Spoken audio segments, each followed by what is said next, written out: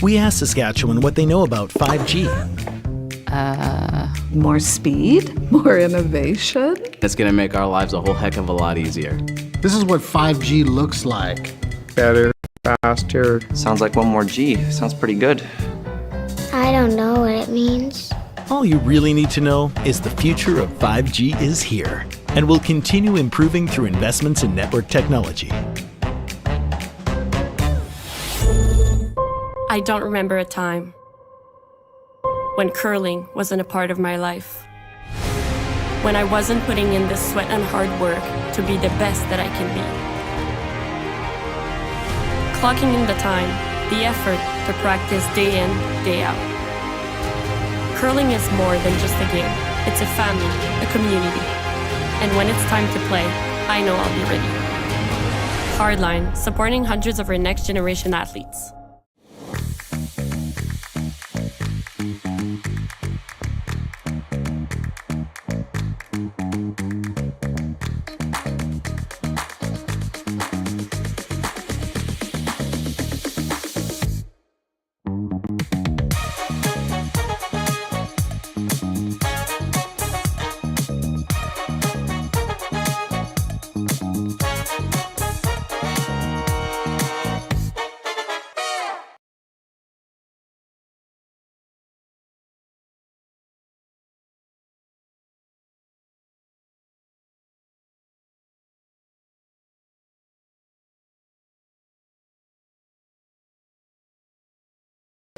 But Yeah, for sure, yeah.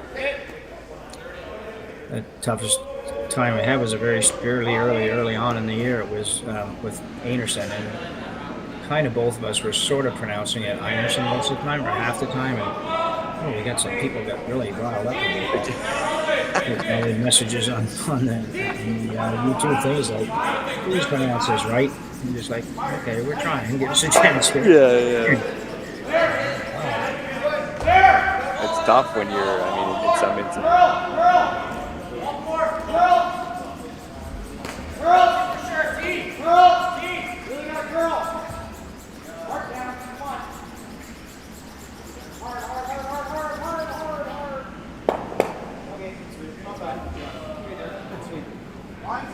Just there, like same time as yours. Okay. Yeah.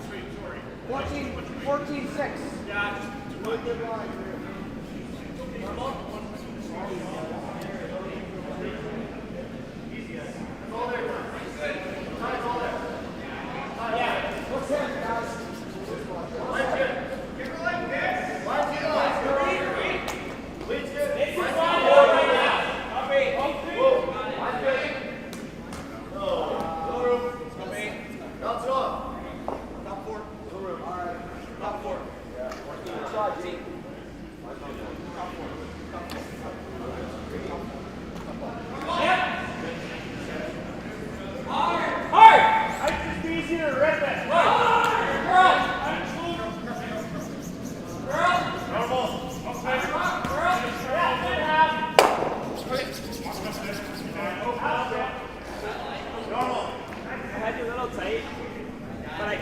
I could have given you more though.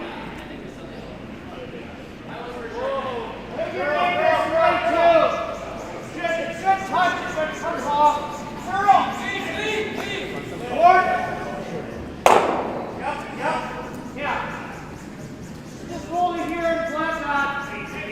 Yep. Let it go. Let it go. Let it go.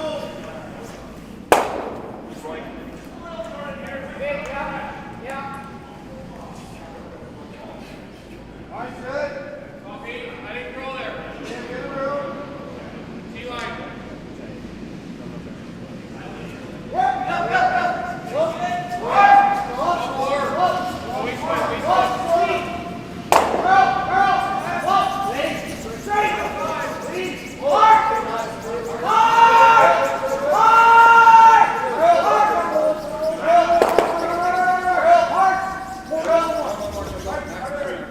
Very good.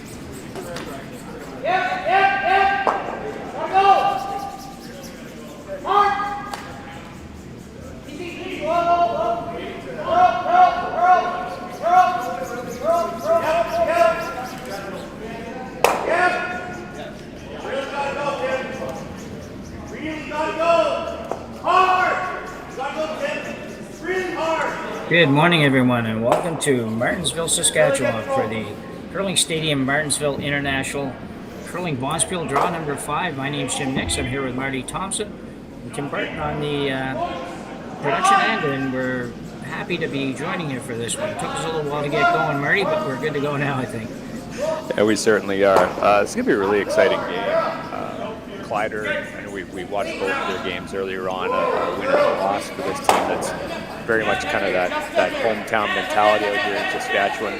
Meantime, this team from the Netherlands certainly wants to prove here, going 0-2 to start. Yeah, it should be really exciting.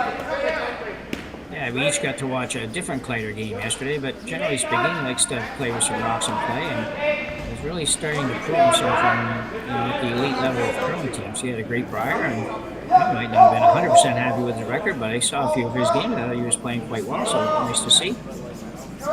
Yeah, lots of good execution, especially in the late game yesterday against Wesley Wendling. Lots of rocks in play. You're right. I know that Matt Hall has kind of come in as that role to loosen up some of that really aggressive play and try to think a little bit differently. But when they're executing the way they are, at least what I saw from yesterday, they're tough to beat, and they'll certainly be up there. Hopefully by the end of this week, they're hoping. Yeah, so I'm not quite sure who had hammer, but I think it was a pretty close draw to the button.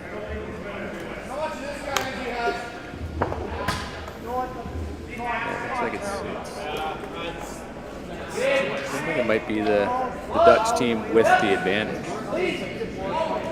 My apologies, might be Kleiter actually. Yeah, this looks like it's the 6th rock at the end.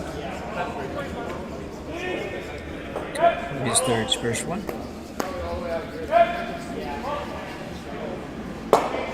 Nice little rule there. So both teams were on the pin, and they had to use the triangulation method, I guess, to decide who had shot rock or who had the closest draw. That's a pretty good effort for this early in the morning. I'd already looking at that run. Josh Patrick throwing third string for this team. Yeah, I think this early in the game, this is not a bad shot. It's a fairly short run and quite ready to get really into it here. Josh, a left-hander. Left-hander's out turn.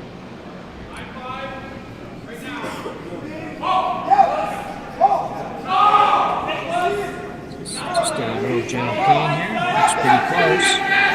Hold it for a little bit. Just kind of lost it a little bit at the end. I think that they would have liked to have held that on a little bit, but got rid of it. Yeah, obviously, it's tough to tell on the streams, but it really looks like there's some good finish on some of these hit weights that these teams have been throwing all weekend. Smart, obviously, to play it down just to make sure you can kind of control that shooter. But yeah, we're seeing lots of good finish on those guys. Yeah, we've been here a few times this year, Martensville. It's generally speaking, very, very good ice. Some decent curl and some nice finish, as you say. And speed is usually pretty good. I haven't checked it at all yesterday, actually, but it looked kind of normalish. So. Gosgens been around for a while. This team has been out of the Netherlands for a number of years. I think he's got multiple trips to the World Championships for sure. He plays over here a fair bit, maybe not quite as much as some teams, but I know I've seen him in Halifax on the East Coast, so I've seen him in Halifax a couple times over the years. Yeah, they went 2-7 at the Euros and actually got relegated to the B division, which is certainly not what they would have envisioned, considering a team that's been to Worlds, as you mentioned, quite a lot. Yeah, that's not a good run at all. I didn't realize that.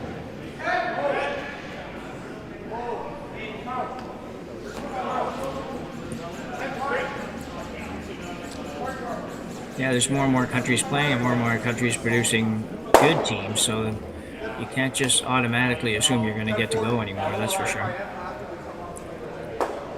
Yeah, especially at the high end of the Euros too, just some of those sort of mid-tier teams really getting just more and more competitive. I mean, Italy is a good example. It used to be kind of that sort of middle of the pack type team. Obviously, a shot up always solid team as well. So you really got to watch when you get to that level for sure. Lots of good teams. I guess Kleiter's just trying to kind of play the little chase, eh? Yeah, it just looks funny to the eye here because it looks like it'd be so much easier on the other turn, but he's going to go after it a little bit with some soft weight.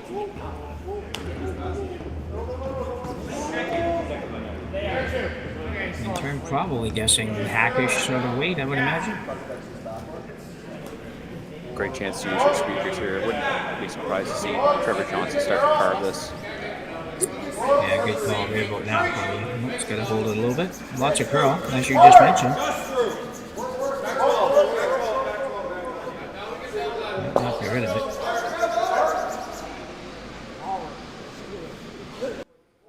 Still a decent shot, but he's still leaving Gosgens sitting shot, I believe, and chance to maybe make it a little bit tougher on Rylan. Yeah, I guess that's an example of that good aggressive play calling where Kleiter wanted to hit and then roll in behind just based off the sweeping there, it wanted to roll behind the corner guard. Yeah. When in reality, I think you could have come right to the face and just bumped it back. But certainly some aggressive play calling and a really good chance for this Dutch team to take this and look for the force. Looking at this ice, I think it's moving enough inside out. This is a board sheet. So going away towards the board, we'll see. But this looks like decent ice for sure. Yeah, I think if Kleiter had just another 2 feet of weight on that, he would have had a perfect shot. That would have he still would have been shot and behind the guard totally. So good effort. Key here for Gosgens is just get to as much of that yellow rock as they can. Yeah. So Wouter Gosgens now is going to try to remove this on the out turn and try to get it to curl. He's still on the high guard. I'm not sure if he's going to get by, and he will not get by. Looked like he maybe in-outed that a little bit. Yeah, it's obviously, again, hard to tell on stream. I know he had a pretty large extension there. It might have been maybe a calibration on weight, thinking he needed a little bit more based off his kick speed. It is early in the game, but yeah, an unfortunate miss, but a great opportunity here for Team Kleiter to take their 2 to start. Yeah, absolutely. Pretty open hit and stick for 2 in the first end. Can't really beat that. Yeah, you mentioned the extension. It's interesting in curling how the deliveries have changed, and that's a bit of a product of ice conditions and whatnot at the elite levels, and you see a lot of it. You'll see it even with Rylan here. He has at least on draws, I assume he has the same here. It's a very distinct. He's a little smoother, but on his draws, I always find he just looks like he's giving it. It's beyond what we would have considered to be an extension just a few years ago, I guess. Mm-hmm. Working this one hard, probably going to be okay. He's got to come up a hair more, and he'll be fine. The houses aren't crazy lively here, but they're okay. So a big deuce for Kleiter in the first end, and he will take a 2-0 lead to end number 2 when we come back from the break. Handcrafted in Canada, Hardline's Ice Pad has revolutionized curling for over a decade. Engineered with top-tier precision and durability, it is backed by an unmatched 10-year warranty. Designed for curlers at all levels to sweep effortlessly with maximum efficiency, it is trusted by the world's best curlers, including Olympic and world champions. It is quite simply the best broom in the game. Hardline. Join the revolution. Saskatchewan, you know SaskTel because we're everywhere. Because being everywhere keeps us connected to you. With SaskTel sponsorships, we get to be part of your community. We're here with you, and we're here for you. It's easy to get started. All you need to do is apply. SaskTel cares. Always has, always will. To apply for sponsorship, visit sastel.com/sponsorships.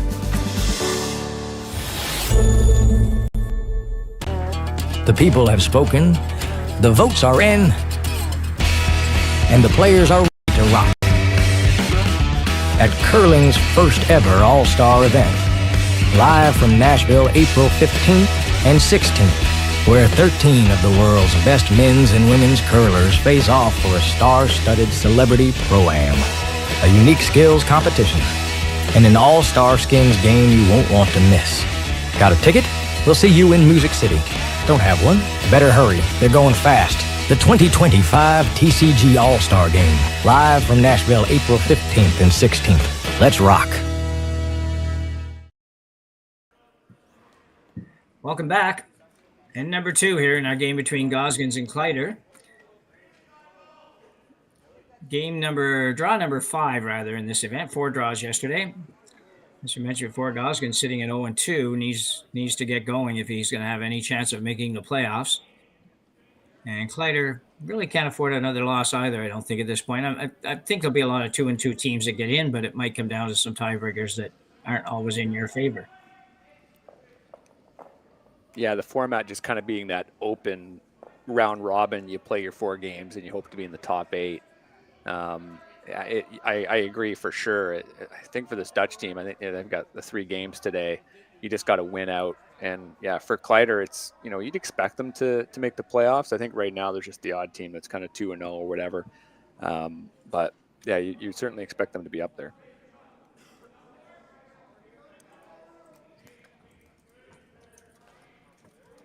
So that first end, Marty, just kind of ended with a deuce. It didn't really look like it was going to develop into a 2 for sure, but just one little miss at this level usually makes you pay. Yeah, I'm sure Gosgens will be kicking himself over that hit for sure. But again, I think in that instance, we saw what kind of weight they were trying to throw. When you try to throw that down weight to really control it, there's a lot more other variables, right? It's not like you're just trying to throw weight to get rid of a stone. So I think in that case, they just got into that variable where, it just looked based on the extension, they just need a little bit more weight. And then, yeah, that simple little mistake trying to be that precise ends up costing you 2 points to start.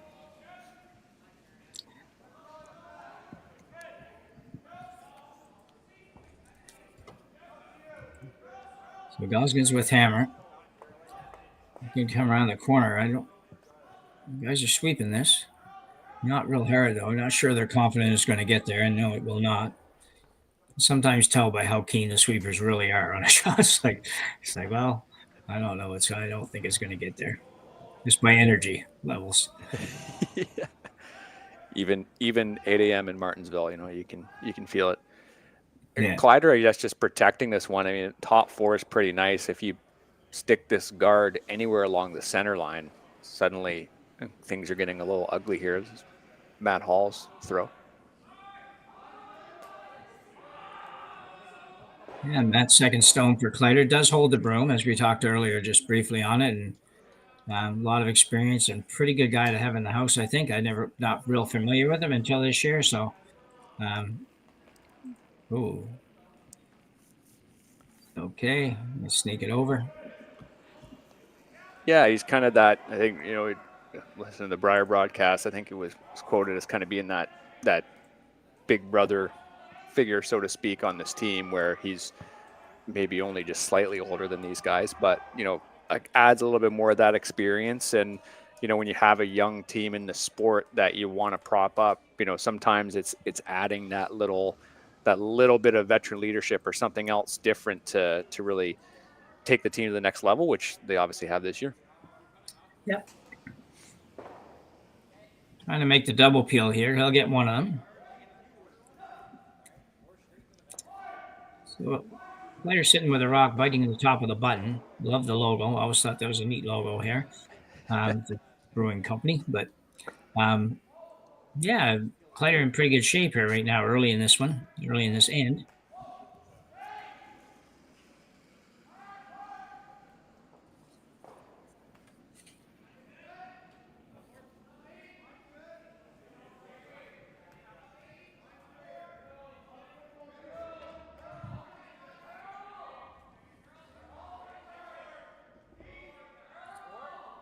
Trying to replace that high guard. These are always tough shots to throw. It's For me, I liken them sometime back in the old days when you were a lead, you had a lot of room to work with. Now when you're a lead, you're throwing to sometimes smaller areas than the skip has to throw when he's drawing the forefoot. So Yeah, for real. So another chance to rip here for this Dutch team. Certainly lined up, and if you ever made this, you know, you could have a real bundle of corner guards to utilize. absolutely. Oof, super close. Yeah, really close. And unfortunately, it didn't work out great for him, but it was a heck of a try.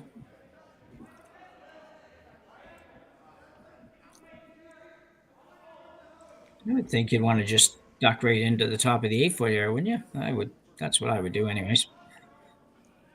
Just add a little bit more pressure. Yeah, I think there's a bit of tolerance with this for sure. You could kind of go in a couple different spots and still end up with your desired outcome. But you're right, if you ended up in that 8-foot area, it makes a potential draw maybe even that much harder if they tried to come to the yellow, right? Yeah, and you could probably take the run back on the red way as well, and still kind of could get a lot out of it if it goes there. It might end up there anyways. This is running well for top 8.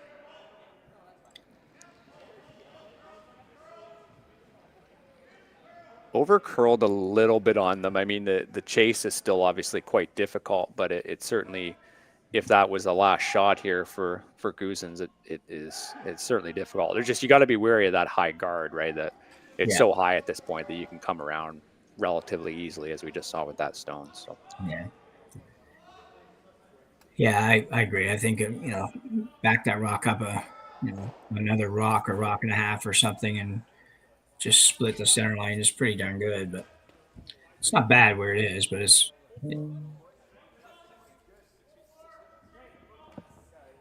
This is Lawrence Hoekman throwing third stones, longtime teammate here of Gosgens.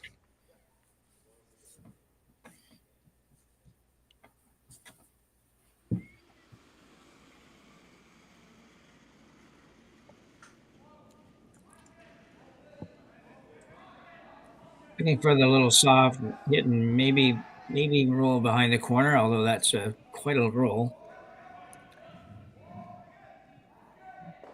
Megan on the curl here.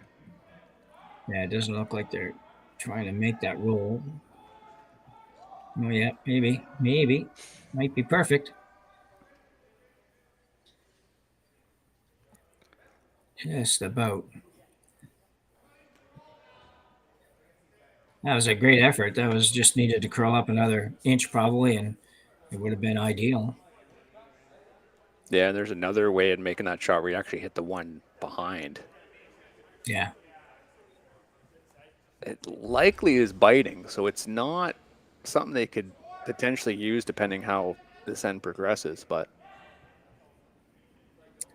Yeah, it'd be interesting to know if that little the little black rim around the house there is in the house or off the house.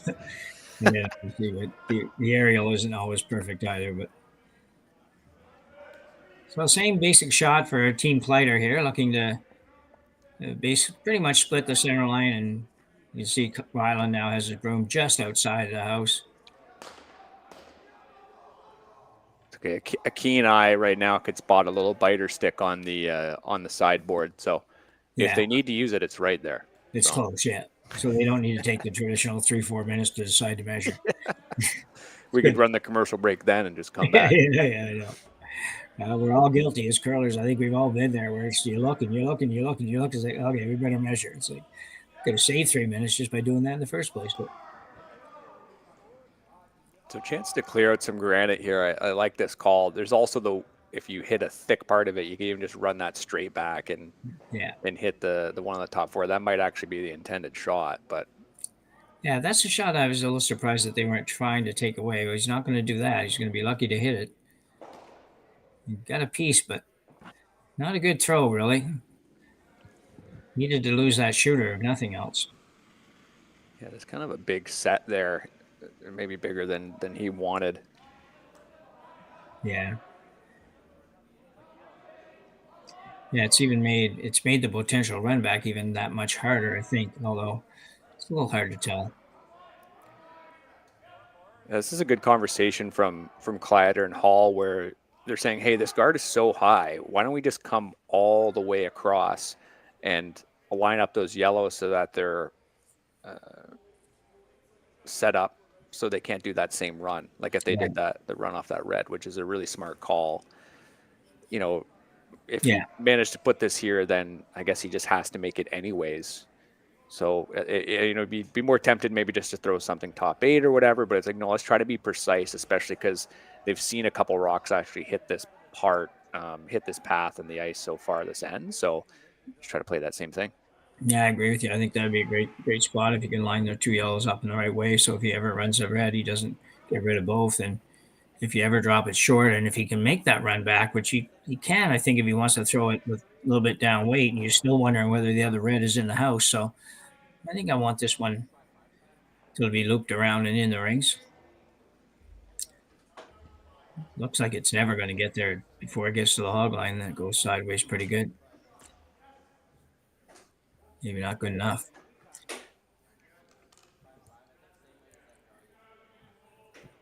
Well, he's got a second rock in the house, but Rylan won't be real happy with that shot, I don't think. Yeah, overthrown. I mean, not the worst time for a miss, considering that this is the rock that Gosgens has to chase anyways. But yeah, you're right. I think if he puts that rock in the right spot, I think he's in the money for a steal. Yeah. So Wouter now will look at lay the little freeze bump on this shot, I think. I don't think he's necessarily too worried about removing it. He just wants to make sure he gets his own there. Maybe even gets a little bit of an inside flop wouldn't be terrible. With this ice, I'm not sure exactly what kind of weight they want to throw. It is actually quite tight. If they were throwing a back 4 or something, it wouldn't surprise me if this is going to punch it back. Yeah. But you're right. You'd almost, I'd be tempted to try to throw like a back 4 and just get to the face and see if you can't be shot buried. But yeah, he just has the ice there that's a little bit hard to tell for sure what he's going to throw. Alex Mangan on the call, just calling it wide right away. Yeah. It's a great sweeping effort on that shot, I'll tell you, but all for naught. But great try. I just think I think he had ice that was very, very difficult. It was sort of that in-between weight. I would like to have seen either a little less if he's going to throw it that hard, or a little more if he's going to play the shot that we were talking about, where I think that's a better shot. I think going at that with that much weight was not really the plan. Sometimes you don't throw what you think you're going to throw either, I guess, is the other part. If I had to guess, I think they were trying to throw something that was close to back line, and I think he got towards hack. Something else I've noticed for the first 2 games is that, the weight sensitivity with line here, it's, we've definitely seen some rocks come back and are carvable, but that's mostly just draws. I think if you throw any kind of hit, it's going to run pretty straight on you. So that might have been what happened there. Yeah.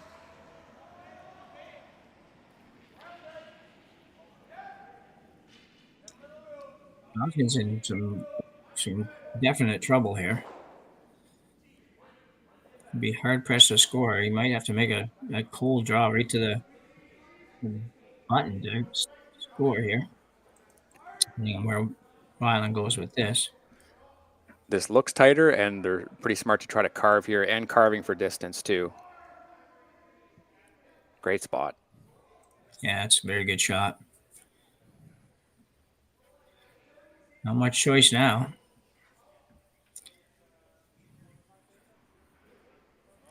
It's a big shot, basically a shot to keep you in the game more than anything else, and kind of has to have the button. Yeah, this early on, it's a daunting task for sure, but I mean, let's hope he was the guy that did the draw to the button. I mean, I guess the good news is that it's a path that almost every single rock has gone down. Every draw, anyways, this end has gone down. So you'll know it'd be up to speed. Your sweepers have seen it enough. You've seen it enough from the house. So hopefully they can dial us in here this This Dutch team's already under some pressure.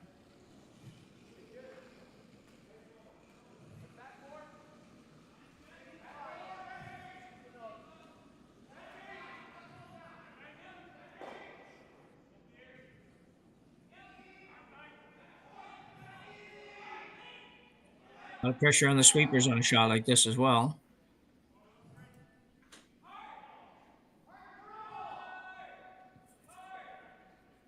Kind of at 13-3. That's probably a little heavy. It's got to sit. Oh, wow. I'll tell you, that is a great shot. I think it might be shot, and it is. What a terrific shot by Gosgens to really keep his team in the game here in the second end. And they will pick up a single and now trail Rylan Kleiter by a score of 2-1 after 2 ends. We'll be back in just a minute.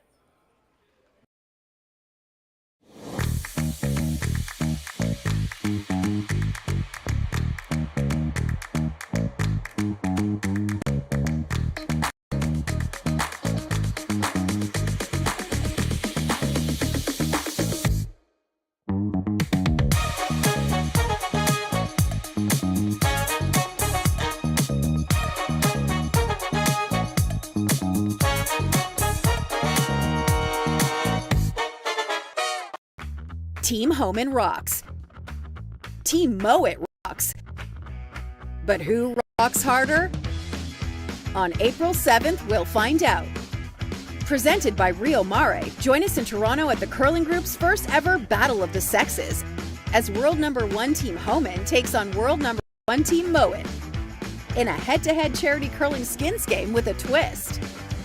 8 ends, 4 rule changes, and curling like you've never seen before.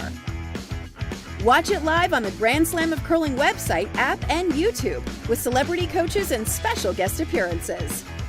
The Curling Group's first ever Rio Mare Battle of the Sexes, April 7th, Mattamy Athletic Center in Toronto. Get your tickets now at thegrandslamofcurling.com. Let's rock!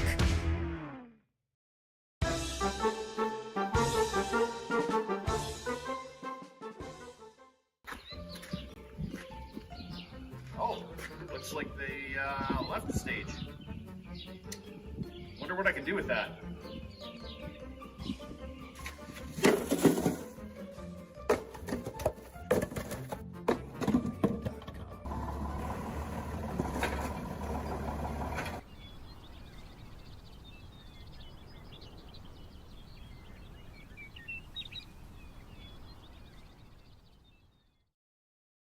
I don't know if we have a replay or not. So welcome back. We're thanks to a great shot here by Gosgens in the last end.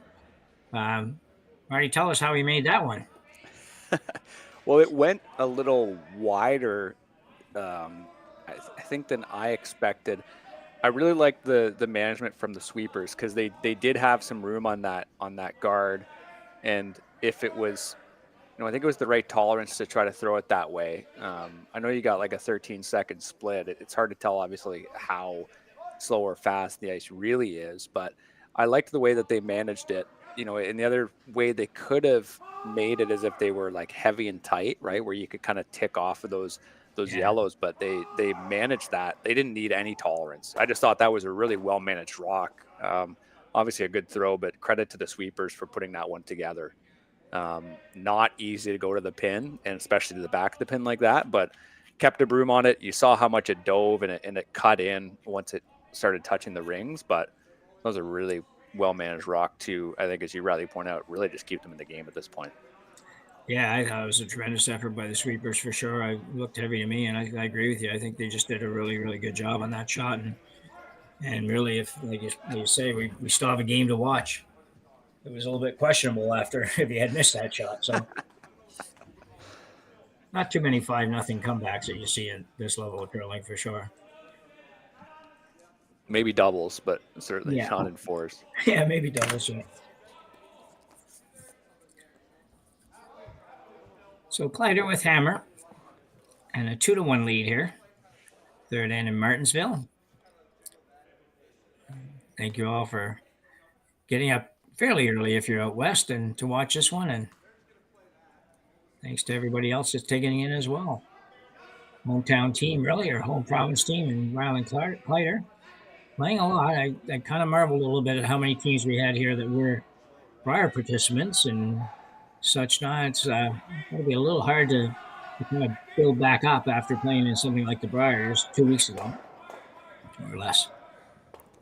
Yeah, this team will be hungry though, and you mentioned there off the hop that they definitely had a good week, but they were kind of your consensus favorite dark horse team, just through knowing how much they're playing and they're playing well and they're a young team that you want to really cheer for. And I think it just wasn't the week they really wanted, and it was like a 3-5 record, and certainly a little disappointing. So they'll be hungry to get right back on the horse, and being obviously just around the corner here from Martensville, short drive up from Saskatoon certainly helps. Yeah. Yeah, it was nice to see with Sam Moody-Brook here as well, and these teams that are in that age group where they're really, the Brier was really important to them. Obviously, they would have loved to have made the playoffs, but they're also building to probably as much towards the next Brier than they are this Brier. So, so as a result, they're keen, they're ready to play, and they play a lot. Both those teams.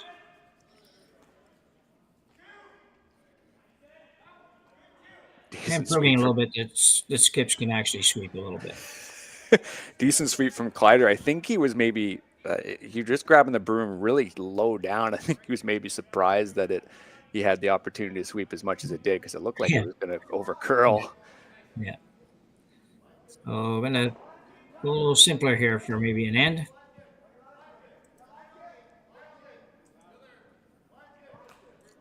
A discussion on that shot for just an open field. I don't know what they're talking about, but anyway, it was made perfect.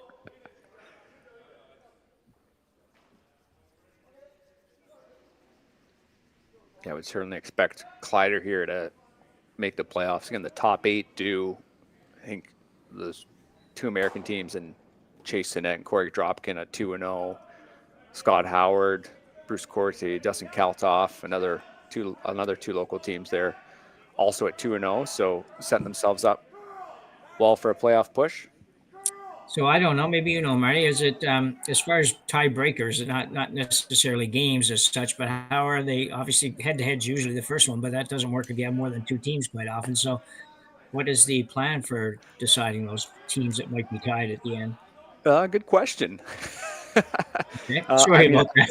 No. It is interesting when it's an open sort of 16-team standing like that. Yeah. I guess head to head would be ideal, but you're right. I know they're doing last stone draw, so it wouldn't surprise me to spiel like this to try to utilize that as much as you can. And as much as I know that players aren't too happy about it, and I've certainly lost out on some playoffs I deserve to be in because of last stone draws, but sometimes it just is the thing you need to use. So I'd imagine a combination of those two would be what you'd need. Yeah, especially like you say, when you don't play anybody. We had a situation in a junior provincial last week where the team that I was filling in as a coach, because the dad was a coach and he was sick last week. Everybody in Nova Scotia had been sick this year, I think, but we had a situation where we were tied. And we were both making the playoffs, but their decision on who had hammer, and I couldn't figure it out. We never played them, and we had the better last stone draw of the 2. We were seated higher than they were 2, but they ended up with hammer based on the fact that they played a higher seed in their qualifying game than we did. I couldn't figure it out. So you get some interesting decisions on how these things are decided. But it was right in the book. It was, our official was great. He was saying, "Oh, this is." So this is just the way it's written. I'm like, okay, fine. Anyway. Yeah, I mean, it's a sport filled with different formats and different. There really is no consensus choice, and that's good and bad. It played a doubles event last year where we lost it in the playoffs from 3/4 of an inch over 4 draws to the button. Right, we were 2-1 and didn't make the playoffs off of that measure. So it's like, is that fair? Not necessarily, and I would never. I'd never debate that, but at the same time, there's all of these different decisions that need to be made in this odd turn-based sport that sometimes you just need to use things like you said, like higher ranking or whatever.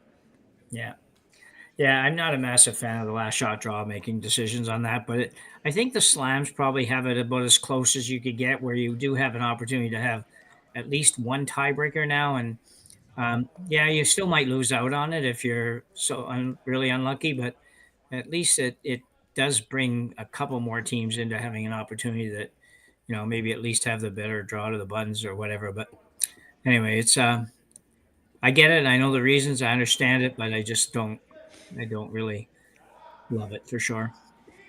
Well, and then there's the the whole idea with like the triple knockout is something that the sport has always had. Yeah. And and the slams have moved towards that, but at the point that I've brought up is it's like, well, if we have fans of these teams in wherever, let's say, it's nice to have a schedule ahead of time, right? Yeah. To know when they're playing, like, so I can watch. Go ahead. Sorry. Go ahead. No, I'm just saying that's another concession you make, right? As much as it's good for the players, like, as a fan of, let's say, a team, which I know is not necessarily too standard here in North America, but certainly abroad it is, you want to be able to give people the opportunity to at least watch.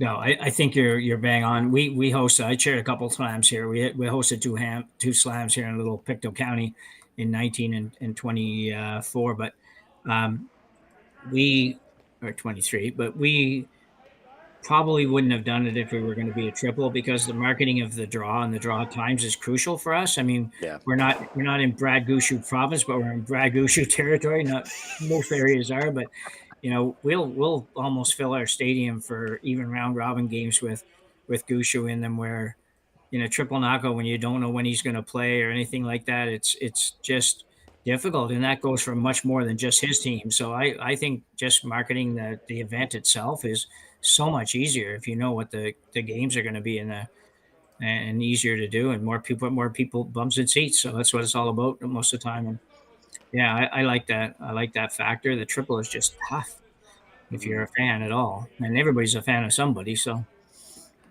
you're in the greater Gushu area, so you got to be you got to be careful, the Gushu fans. Yeah, you're right. But I think the sporting merit is right. Like, obviously you drop in and you play a team and you get games against teams you're better suited to play, et cetera, et cetera. But I think it's one of those things in the sport where you need to make your case, but then you need to say, well, there is really no right answer at the same time. Yeah, it's kind of along the idea of making sure you have your absolute best teams in the country in the Brier and such, but very few sports guarantee that. I mean, you pick any sport you want, baseball, football. Nobody's going to guarantee that it's the top 8 teams every year that make the playoffs, just because of where some are and what divisions they play in, and where they're located. There's all kinds of reasons, and it doesn't always work out that way. It's pretty tough to do.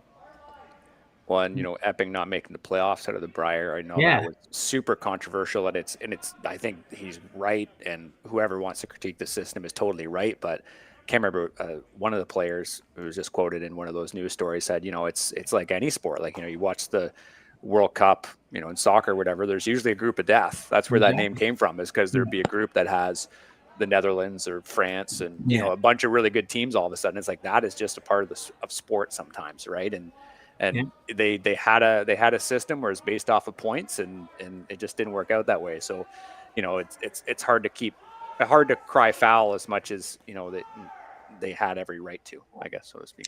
Yeah, no, World Cup, that's a very good example, actually, and you're right. It's you can't make it happen perfectly every time, and they very rarely hear anybody whining about that at the World Cup level. They might not be happy that they're in that group, but they just recognize that that's going to probably happen every year to somebody. So anyway, well, we talked our way through this end. We apologize if you're somebody that wanted to hear us talk about the rocks going up and down the sheet, but hopefully you had a little more fun listening to our conversation than what we had. We do have a blank end null at the end of this, and Rylan Kleiter will take hammer to the 4th, and a 2-1 lead here at the curling stadium, Martensville International Curling Event. We asked Saskatchewan what they know about 5G. More speed, more innovation. It's going to make our lives a whole heck of a lot easier. This is what 5G looks like. Better, faster. Sounds like one more G. Sounds pretty good. I don't know what it means. All you really need to know is the future of 5G is here and will continue improving through investments in network technology.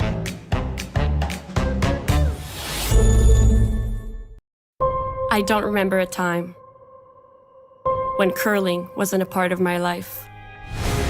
When I wasn't putting in the sweat and hard work to be the best that I can be. Clocking in the time, the effort to practice day in, day out. Curling is more than just a game. It's a family, a community. And when it's time to play, I know I'll be ready. Hardline, supporting hundreds of our next generation athletes. Welcome to the RockShop.net, the official store for the Grand Slam of curling. Whether you're looking for the best hats, stylish clothing, fun toys, or unique accessories, the Rock Shop has it all.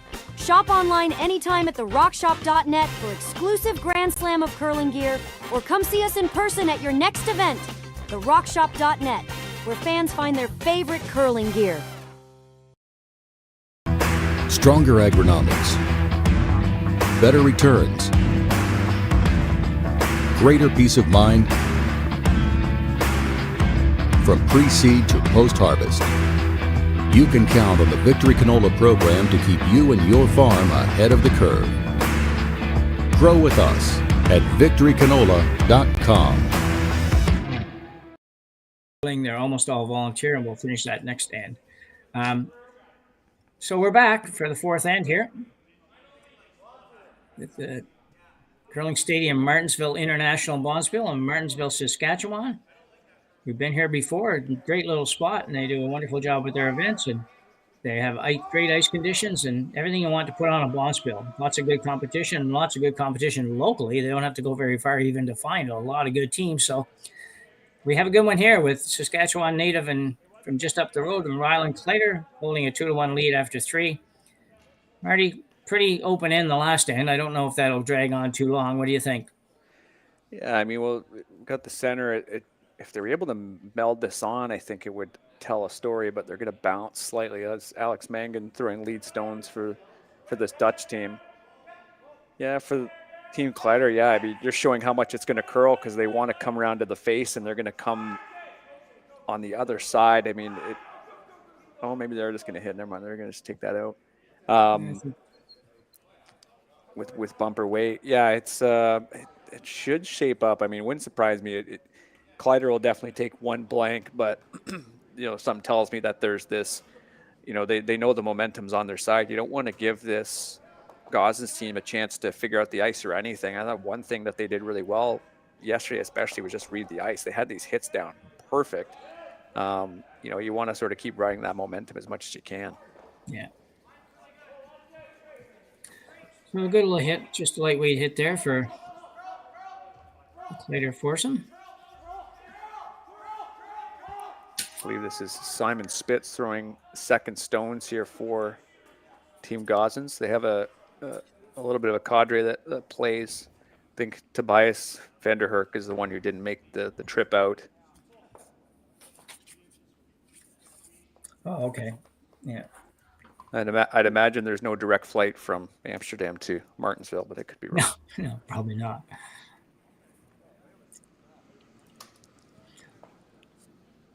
Yeah, I admire the, it's not an easy trip. I've made the trip to Europe a few times and back, and it's just doing nothing, not having to go and curl in Bondsville. It takes about 2 or 3 days to kind of really get back on schedule. And it's these teams that do this in all sports that do this on a regular basis is just amazing to me that they're able to pull it off. Really nice shot there from Simon.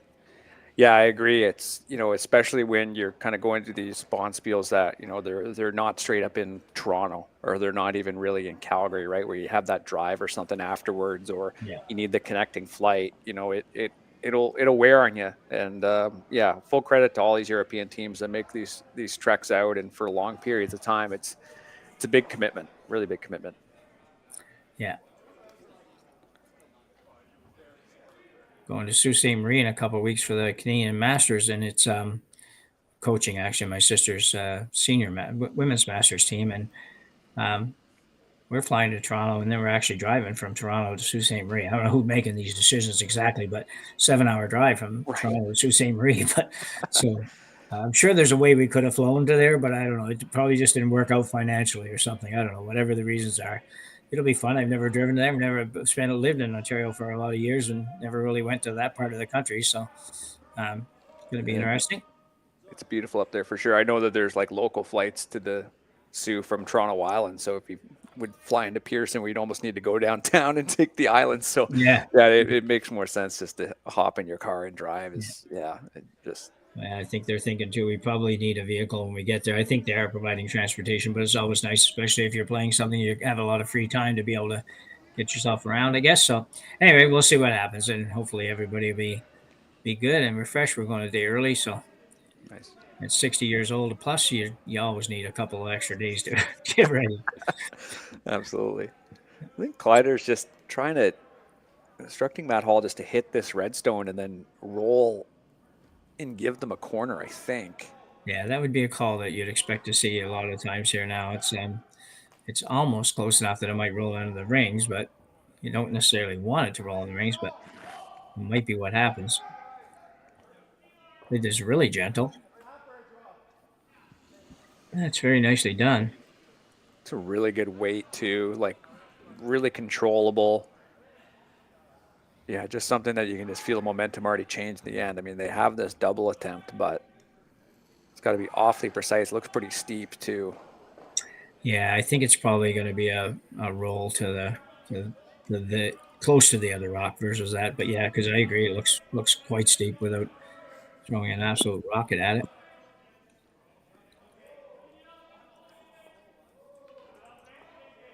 Okay, so basically showing you the same shot about 3 or 4 different times here. It's pretty much, unless you're going to go hard for the double, it's really a hit and roll and just figuring out what weight you want to throw for that. Mm-hmm.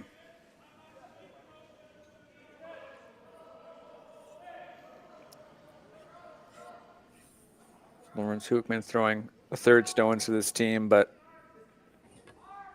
Alex Mangan's the one in the house at or skip stones.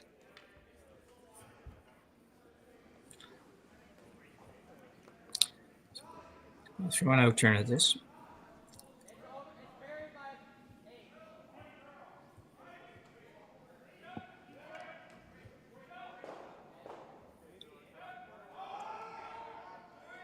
It's curling on them. I was going to say, this one's curling pretty hard right now.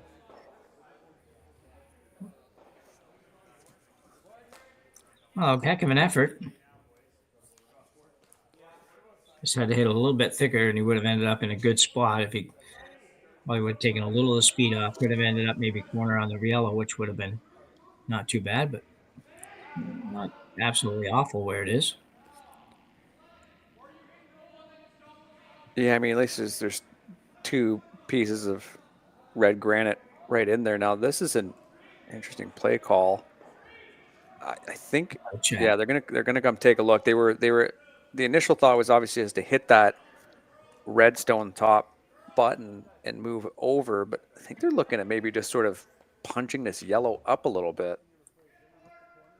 Hard to. It looks like it's corner frozen ever so slightly, but I guess the idea is if you come right to the nose, it'd be really hard to get rid of either yellow stone because there might be a jam opportunity on the back red, and then the red stone that's in the top 4, maybe it just gets pushed out slightly so it's exposed. Yeah, I don't know if it's possible to see an overhead of that or not, but if it is, that would maybe help us out a little bit. But yeah, it's not a bad call. You tap that yellow over a little bit towards where Rylan's broom is. You probably just flop right on top of the red one that's there anyways, if they're assuming the red's a little behind the yellow. It's aggressive for sure.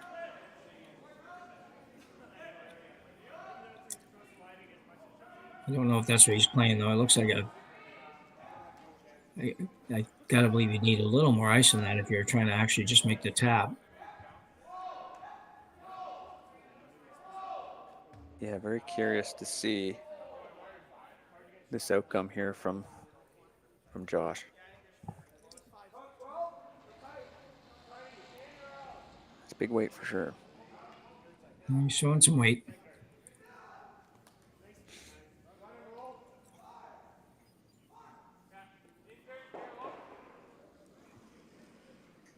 Oh, wow. Sure. Yeah. That's a pretty good outcome. Yeah, it wasn't exactly what I was thinking they were going to play, but it worked out okay. Gosgens, though, if he can hit this one and not roll too far, it could set up a very difficult double. Might be able to escape this without giving up the 2 here yet. Yeah, really creative play calling from Kleiter. That yellows look pretty steep too. There's no natural double. Yeah. Yeah, I don't know if he'd be going after that one, Marty, if he'd be trying to, I don't know if you want to roll on that direction. You just set up the double on your own. Yeah, I don't think this was intended to come to the nose, but it looks like they will. Yeah. Now that also might be steep too. I think that would be I think that would be tough to make. He's not going to go after that at all. I'll try to do this without hitting his own. Yeah. Extra weight. Coming up to skip stones, I mean, if you could make this and get just a tiny, tiny roll. Yeah.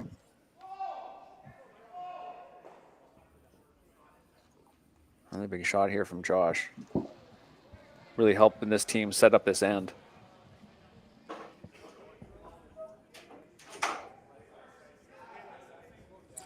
He's over throwing.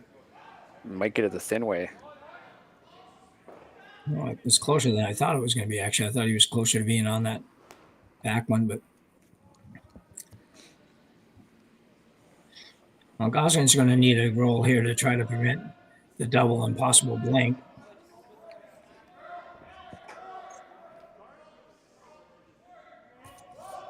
Yeah, again, there's that aggressive play calling from Kleiter. You know, commended for going after it, but I think there was another way they could have played this end. Yeah, yeah.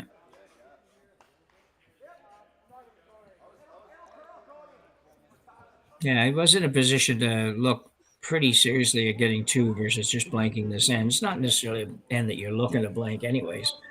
Fourth, but he's might get forced to 1 here in a minute.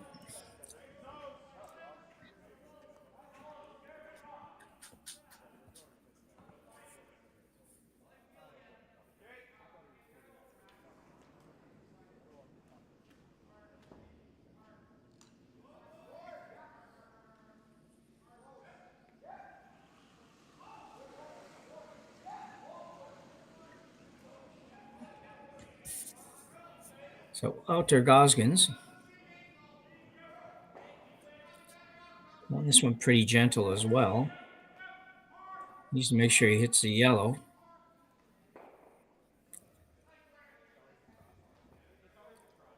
Very nice shot. Oh, he's not going to stay. Oh, he did stay. Okay. And that went a long way. I didn't think that would go that far. The houses, I don't find the houses to be especially fast here, but Rylan managed to get that one almost out. Yeah, a bit of a lifeline here for Kleiter. If you can get a big, long roll, deuce is possible.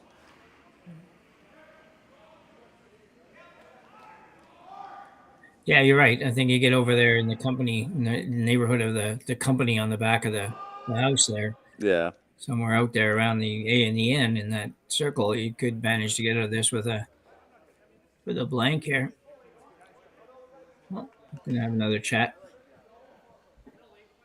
It actually didn't take very long to decide the last shot he threw down here because it was that was an interesting call. I thought that might take a little bit more discussion.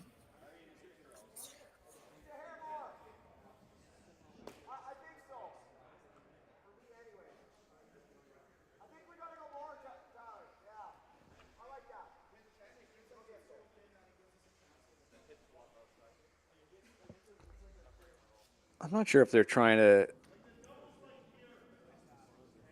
hit the double, go for the blank, like set up the blank, or if they're, or maybe weight was the discussion. I think this line's a little tighter, if I'm not mistaken.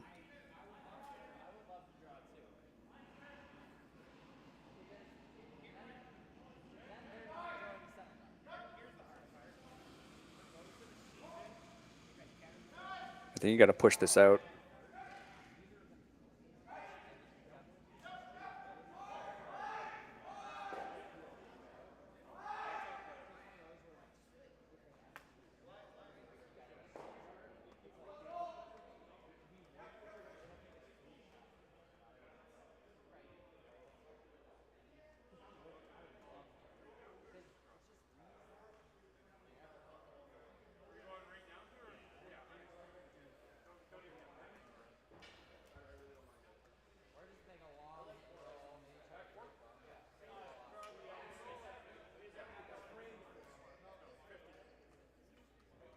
Good chance to force here depending on where you get the roll.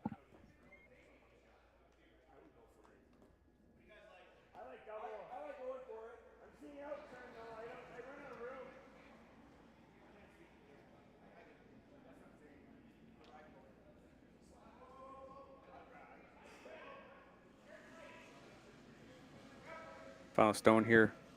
Gosgens in the fourth end.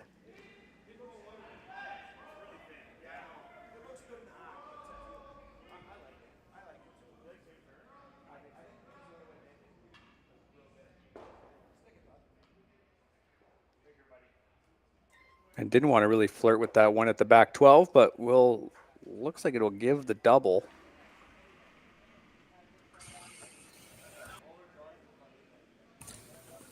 Whoops. Yeah, I think it's tough though to make the double and blank. I think it looks tough to me, anyways. Yeah, maybe just try to aim somewhere in that neighborhood. If you jam, then you score your one. But yeah, a 2-1 lead right now, so you don't want to flirt with giving up a silly sort of steal, if you will.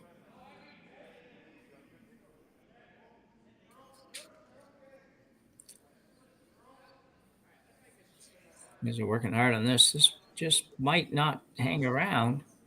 No.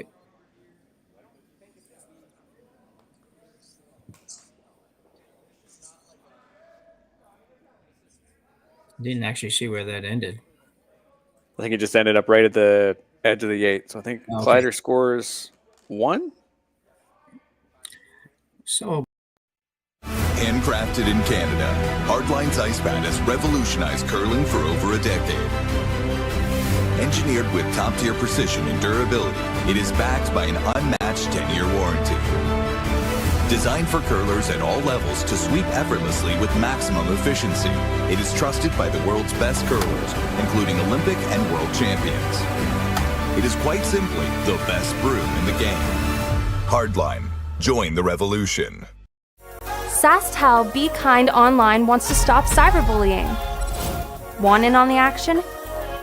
We award up to $1,000 for youth initiatives that help spread kindness and prevent bullying.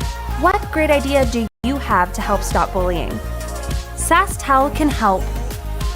Go to BeKindOnline.com and apply for a grant today. Together, we can make a difference. For over 20 years, the Sandra Schmirler Foundation has granted more than $9 million to hospitals across Canada for life-saving equipment for premature and critically ill babies. In the past 4 years alone, $4 million has been granted thanks to the curling community's incredible generosity. The need continues year-round, and with your help, we can ensure every baby has the chance to grow up and become a champion, just like Sandra.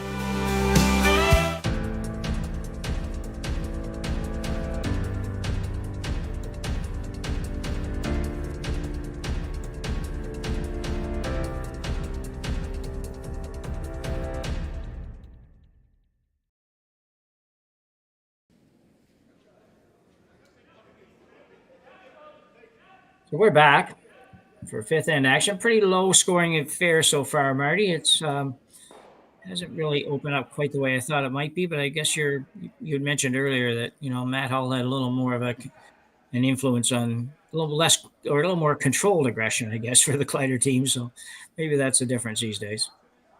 Yeah, I mean the play calling in that end was quite aggressive, and they were really tempting this Dutch team to get a miss, really, and they didn't get one. I mean, I think, there was a different way they could have played that end where, they didn't need to do that little tap up. I thought the hit that I think Josh's first, where they threw a lot of weight and it kind of made that little jam at the back, that was quite creative. But yeah, I mean, maybe just a little bit back to basics here. Wouldn't surprise me. I mean, this is a team that has really put pressure on with the center guards and have set themselves up really well. I think the lead has been fantastic today. Wouldn't surprise me if a steal is on. Yeah. So Gosgens will go to the wings behind the corner guard. Set the box, kind of, as I like to call it. It's see it quite often. Pretty regular strategy with the the competitive teams around the country and around the world just kind of throw the one to the 4 foot, throw the corner, throw a guard, draw around the corner, and then figure it out from there.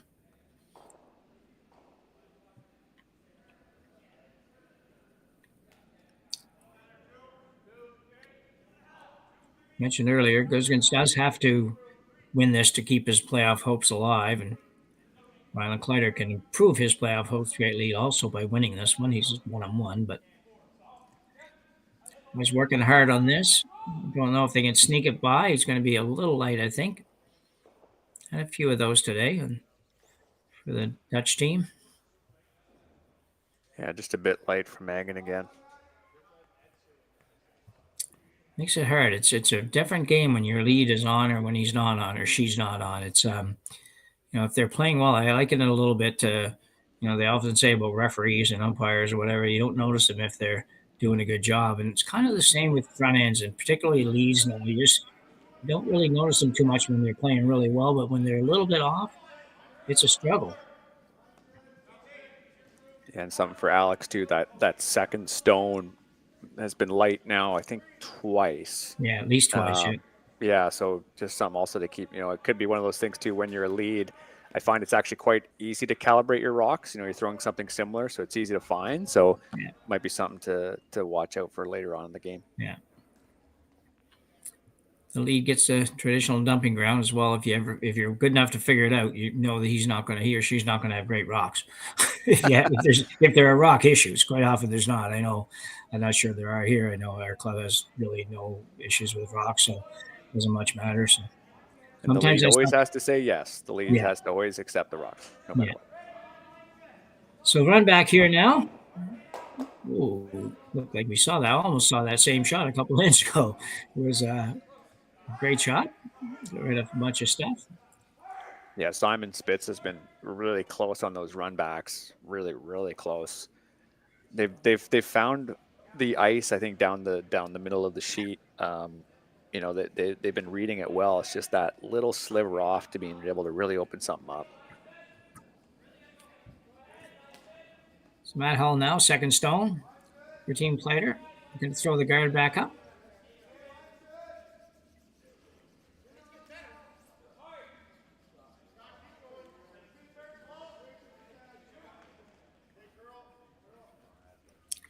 This one's going to be okay. Away by Matt.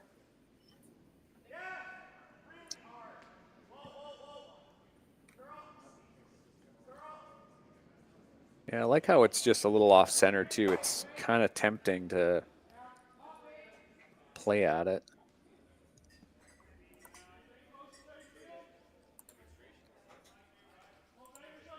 If you do play the straight peel, it's possible that it could catch on that corner guard. Yeah. Yeah, you really got to be mindful of that.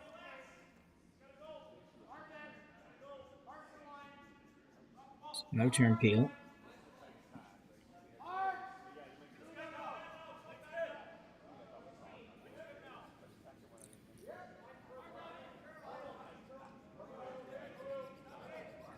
Tough part about this, I find, is that you really, if you're going to keep going with that peel and you're not going to play the double peel, you're going to have to make the run back somewhere, because that red rock being out there makes this drawing of this guard quite a bit easier. It doesn't have to be perfect all the time. So you've got a little bit of wheel room and give these teams a little bit of room to work with. And it's going to be pretty hard to get a real total miss here that allows you to get at shot rock. Mm-hmm. Something to watch too on the outer inside this port. That's a really high guard. It's definitely manageable. Mm-hmm. Just seeing Gosgens draw to the pin there in the second end. Just knowing how it kind of took a little bit of a wider path to get right out there, because you kind of can't tick off that yellow top four stone if you were going to draw to the pin if you needed to. So another thing to watch for sure. Yeah. Now, if that one close enough, if that one close enough, you can probably get rid of both of these here, which would make this a much better situation at least. Yeah. I'd throw this one good, though. They had an opportunity a couple hands ago to clean up like this, and they just didn't make it. So Need to make this one. Gosgens likely, again, happy just to blank this because you get the hammer in 6 and 8. So, yeah.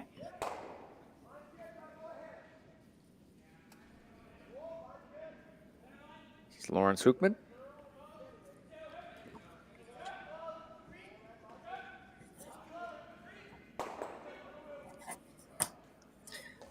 Well, same problem, not quite as bad, but same problem. You gotta be able to make that and get rid of all of them. I think it's including your shooter. Yeah, might have even just touched that corner guard. Yeah. Ever so slightly, which even if you send that into the rings, it's something else, right? Yeah.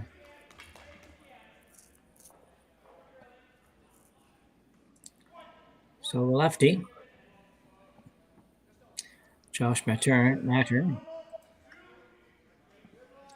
Yeah, has to put the guard up once again. They're going to try to get this to like a 2 or a 3.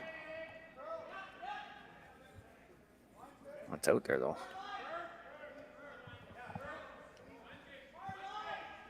So a real quick definition, Marty, for probably any of the fans we might have here that don't know what you mean by that. Thank you. When I said it, I was like, oh, yeah, that maybe somebody wouldn't. Most of them probably know, but. So there's, the number system, 1 to, it goes to 10, right? Or no, what does it go to? To be honest, I just use it for guards. Yeah, most people now are just using it for guards, but it goes to 11 if you take it all the way through. So 1, 2, 3 would be your guards from the hog line to the top 12. So this would be a 3 guard because it was close. A 2 guard would be kind of a middle guard, and then a 1 would be a high guard. Of course, it is close. The double's there. Nice shot. Yeah, really good shot.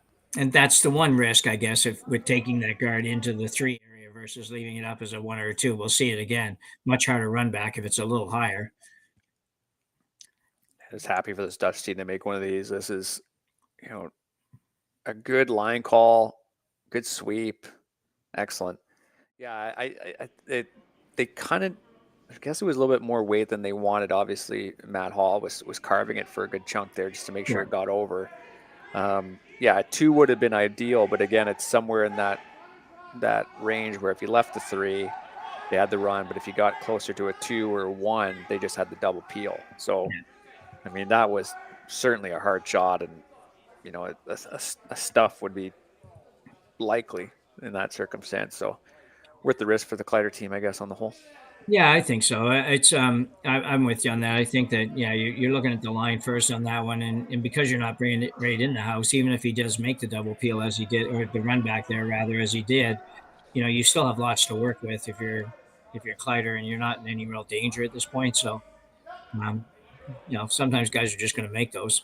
Sometimes they make them when you leave them out there too. So, guys working hard here. I don't think this right is away. Yeah. A little further probably than where we've been.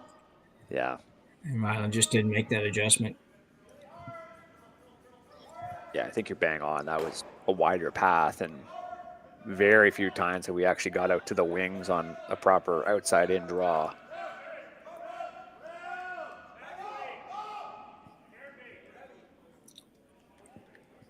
Interesting. Not really taking much different for ice, I don't think. I don't remember where Rylan was, but I might have been a little tighter than that. Yeah, I guess Rylan's draw didn't really come up a ton. No, it didn't go far enough to come up. Yeah. Yeah, you definitely have some tolerance in where this rock ends up in the rings. Anywhere top 12, top 8, heading in towards the path towards the 4-foot would be ideal. Yeah.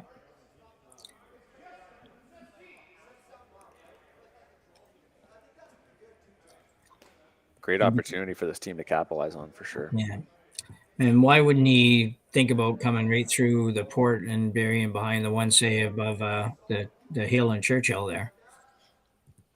Yeah, I mean, I guess there's more margin for error just because there are the 2 guards you can kind of come around on, but I know what you mean. You are coming on a new path. Yeah. But maybe they were talking, maybe they saw something in Rylan's throw that they know that they can do differently. Yeah, I mean, I like the shot with hammer better than probably going around the other one too. It's just thinking that if you did go in there, it wouldn't be bad. But again, if you slide a little tiny bit deeper, leave it a little bit open, you could end up all of a sudden with a very difficult shot on your last one. So,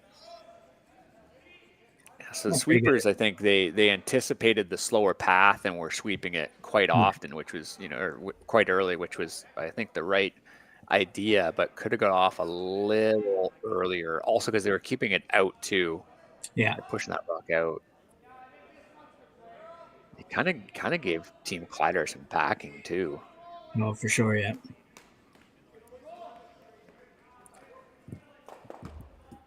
Yeah, Rylan has to make quite an adjustment. It's not just a little adjustment, but he does have the opportunity, or had the opportunity, to see Gosgens come in there and get a time on that, and really maybe have a little better sense of what this is going to be like out here. You've got maybe a couple more rocks down here. It'll clean up a little bit, but he definitely has to add a little something to what he threw last time. And watch for this team to get pretty tight to this high yellow guard. Yeah.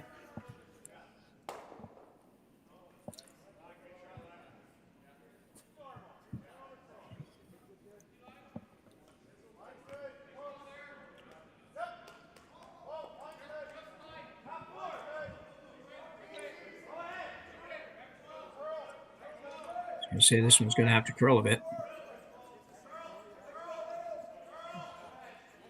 I don't know if he's going to get there. Doesn't look like it.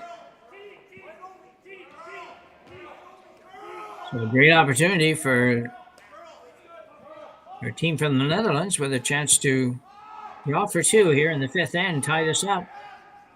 Yeah, that's a difficult miss for Rylan. I know, just trying to make that adjustment and maybe getting fooled by that path a bit. Yeah, that's a disappointing miss, because the shame is that the tolerance is on the light side.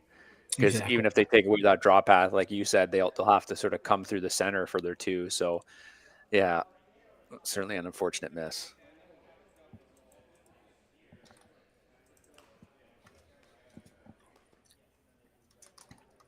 So Gosgens with his same shot he just threw, really. Give it a little extension at the end. Has his own to work with back there if he needs it, but should be very close on this. Keeper's going semi-hard on this one. Should be okay. And this will slide right into just about the tee line. So a nice draw for two, and we have a tie game after 5 ends. We're tied at 2 here in Martensville. We'll be back right after the break.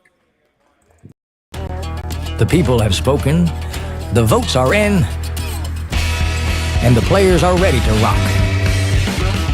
At curling's first ever All-Star event, live from Nashville, April 15th and 16th, where 13 of the world's best men's and women's curlers face off for a star-studded celebrity pro-am, a unique skills competition, and an all-star skins game you won't want to miss. Got a ticket? We'll see you in Music City. Don't have one? Better hurry. They're going fast. The 2025 TCG All-Star Game, live from Nashville, April 15th and 16th. Let's rock.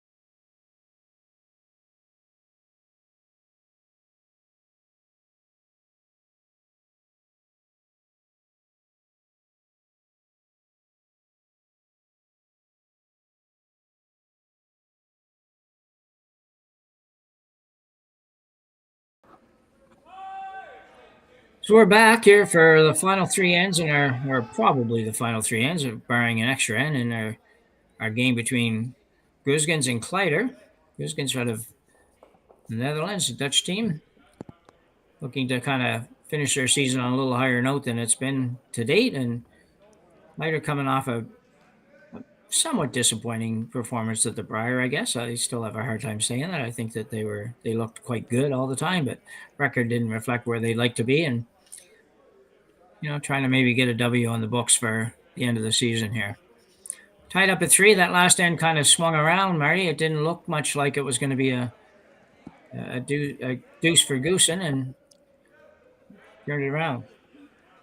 Yeah, they've really held on in games. This they're 0-2, which is disappointing, but they've really held on. I think back-to-back 6-5 losses to Howard and then to Height.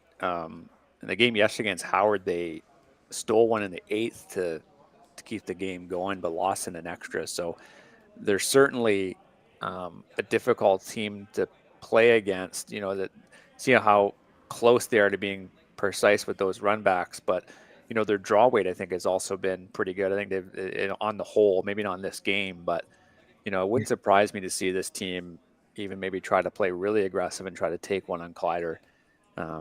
Again, certainly a team that is quite cagey to play.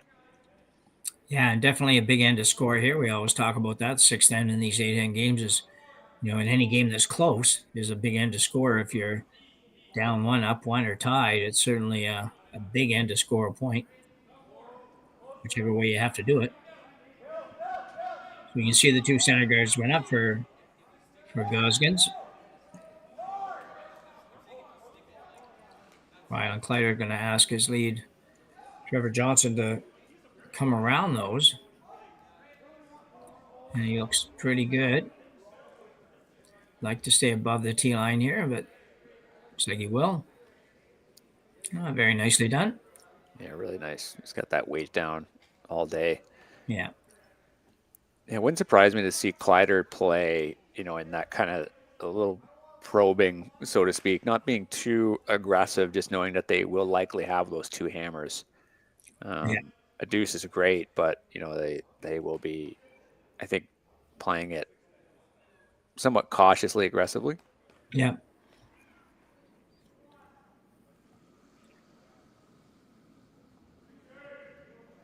Just a quick look at the other games happening here, and you can watch all these on Curling Stadium, Curling Zone's YouTube channel. We've got Braden Calvert and Drew Height. Braden Calvert up 5-0, 3 straight steals of 1. Meantime, Jordan McDonald is up 3, or my apologies, now tied 3-3. Chase Sinnott with 2 steals back-to-back as well. And we have Scott Howard up 5-2 over Wesley Wendling. That's entering the 6th end. First 2 are just into the 5th. Yeah, Wendling. Where is Wendling? One of the teams out of the U.S., or are they from around out here somewhere? Yeah, they're just calling the game yesterday. It's a bit of a hodgepodge. I think Wendley himself is originally from Wisconsin, but now lives in Minnesota. And then the other 3 players are from Pennsylvania, Cape Cod.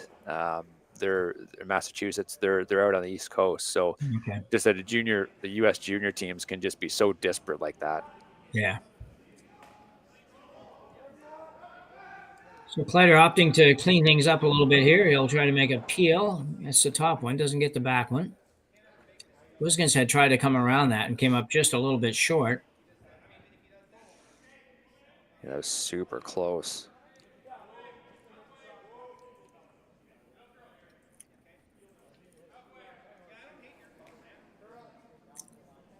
So it looks like they're trying to come around that 3 or that 2 guard and just try to freeze on that Yellowstone. Okay. I thought at first they might be looking at throwing a guard up here, a little higher guard up here, but I'm not sure.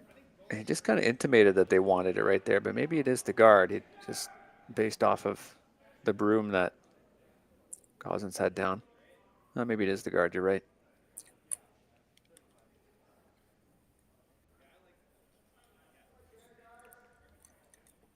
Yeah, there's certainly a way that Team Kleiter could miss this shot and end up quite badly, but certainly worth a try. They were awfully close to even tripling. Yeah. Matt Hull will try to bring some weight with this one.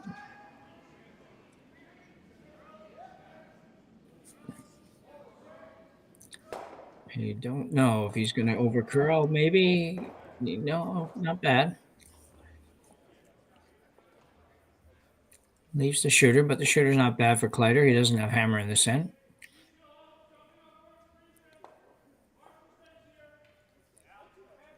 Yeah, definitely some tolerance in this. I think if you do come corner frozen, though, it's pretty good.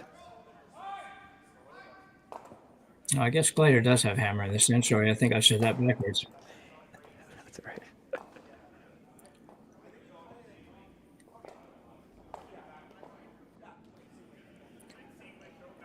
Got a game ending beside us.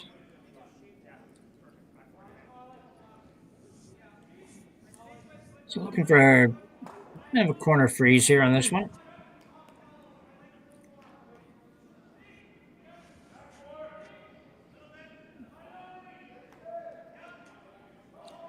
So it's going to be a little light, I think.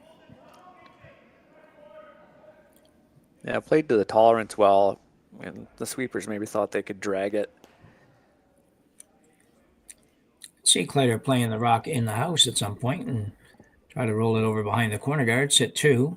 Yeah, I think that's the alternative, but then I guess you just, again, it's that playing how aggressive do you want to play. Yeah.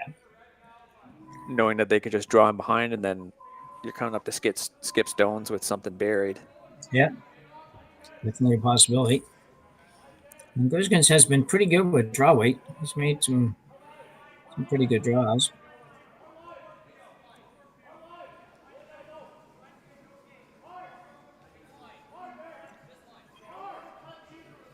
Hoping that you could, or going straight down. Yeah, I guess they're maybe seeing if you could hit that center into the corner, maybe you can get a good bounce, but yeah, center rip again, I think.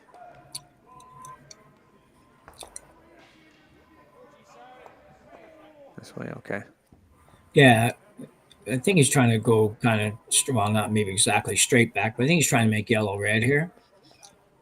I think, anyways. Yeah. But you're right. I like that idea of actually peeling that one towards the right-hand corner guard, maybe get a little bit of a bounce off it. But let's see. Because if it's just that single red guard, let them try to throw a run back or something. Yeah, this one's going to pop through the hole, I think. Oh, no. Did kind of what we thought, just not going to get quite as lucky as he needed to go, but it's a good throw. Yeah. Opens up that side, too. He might need to use that side to score here yet, so.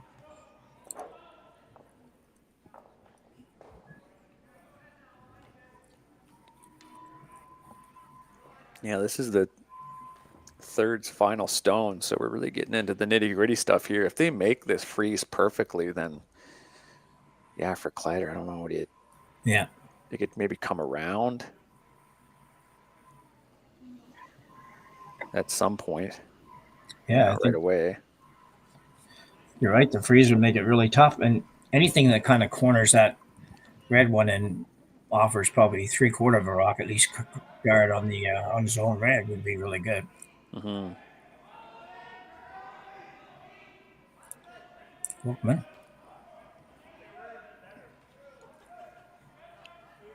I don't think you want to bump.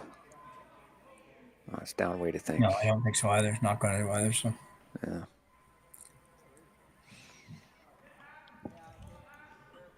It's okay. I think if it was me, I'm actually looking for it. He obviously wanted it in there. I'm looking for it to be a little bit less, get a little less curl than that actually, and try to take this run back that way, and also protect my own. I think that's what I'm going to be looking at. But it'd be Josh Mattern's final stone in the 6th. Yeah. Running red. Be nice if something was your own here, but can't be too picky on this one. He needs to get rid of a couple of rocks.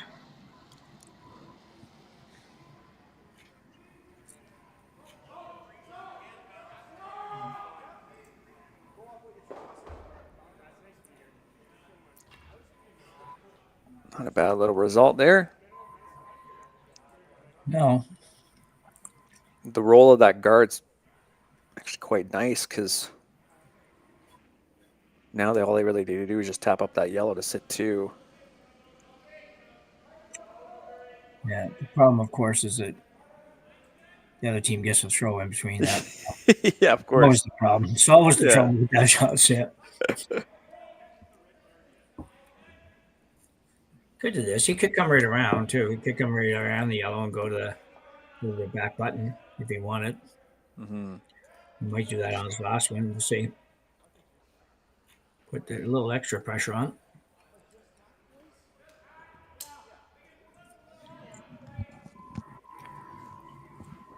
Both these teams will be playing in the Speedy Creek Shootout next weekend in Swift Current, Saskatchewan. So just down the road. Of course, we'll have that here on Curling Stadium as well. Speedy Creek Shootout. The Speedy Creek a place or a company? I believe it's a company. Yeah, we'll be streaming that one as well. So again, I think there's a nice little package of events here for a couple of these teams. I know prepping for Worlds, or as you kind of mentioned, just kind of wrapping up the year, and a good mixture of some international teams. Obviously, with this Dutch side being there, I think there's the Czech champions are coming into town, so there'll be lots of good teams again. Curling season is not over yet. I think it Dean's in this as well, if I'm not mistaken.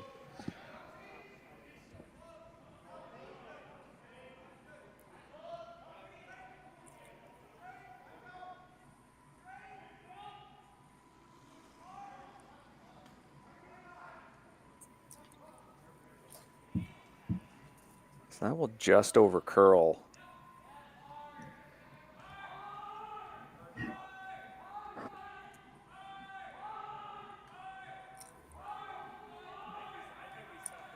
Maybe you got to move a little bit, buddy. We can't see. There we go. Yeah, over curl slightly for sure.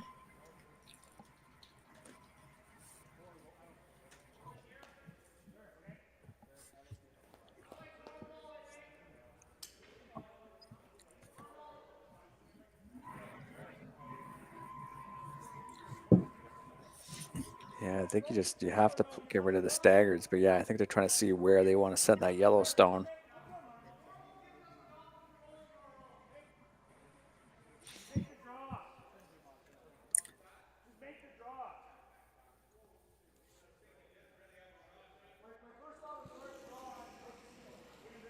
You pointed out. Yeah, go ahead. I was going to say, as you pointed out, just for later, that obviously we lost that sheet to our left, so just something to watch out for speed on draws. But what were you going to say? I was just going to say that I don't know. I don't know for sure if he can come around that throwing enough weight to bump yellow red and remove it or not, or if he's going to do that. It's probably more likely. Yeah, that's a sound call. And I also learned that Speedy Creek is actually a nickname for the city of Swift Current. Of course. And it's actually the name was adopted by the Northwest Mounted Police back in 1874, and it's Cree word used for fast flowing. So next week we might not remember that. So good to know it now. Looks like the double peel coming up, probably. Double peel, maybe even get it going in the right direction towards something in the house. Maybe add an extra rock in the house, which make things a little better for you. But for now, get rid of those guards, and I think that would be the first step. Mm-hmm.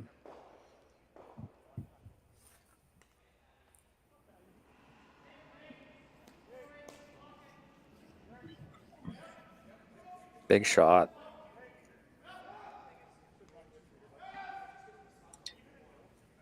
You get a real thin part, not a ton of weight.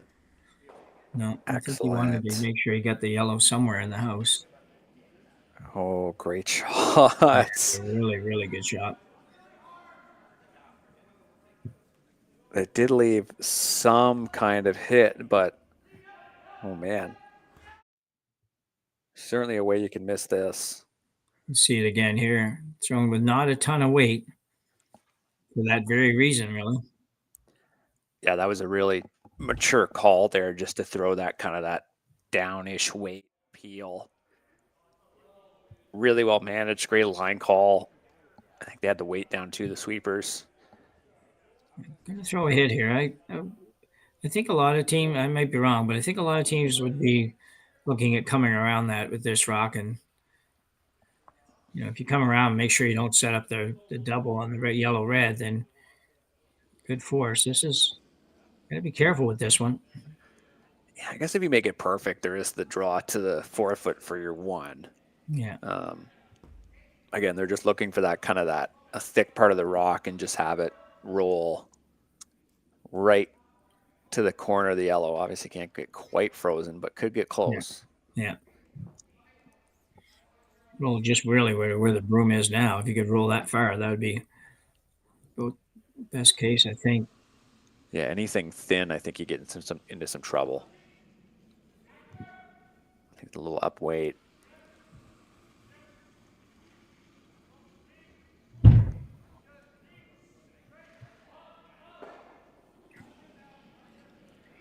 Yeah, they did just leave it exposed, though.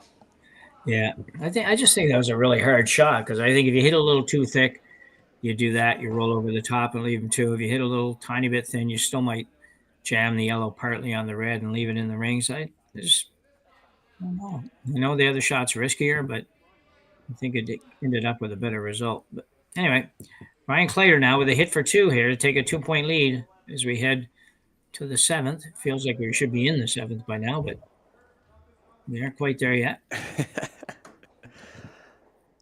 Yeah, nice, easy line up here for 2 for Kleiter. Very happy to take their 2 if they can pull this one off. Perfect. Yeah, perfect time and opportunity made possible by his first shot.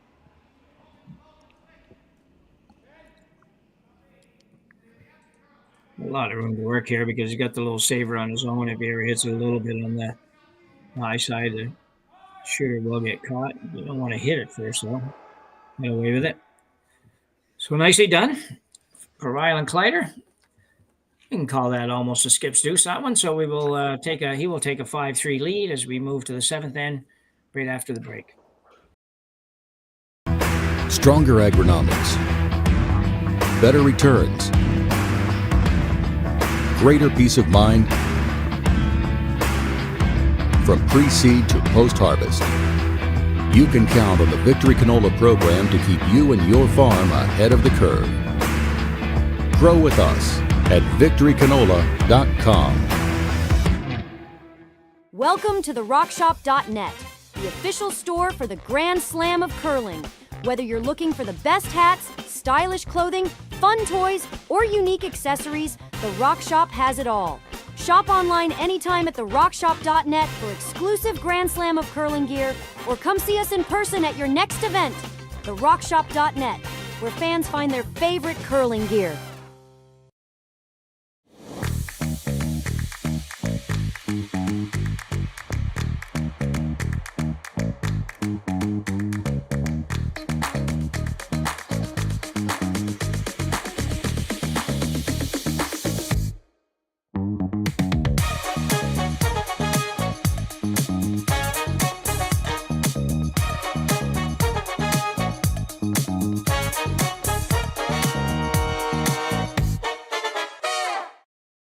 We asked Saskatchewan what they know about 5G.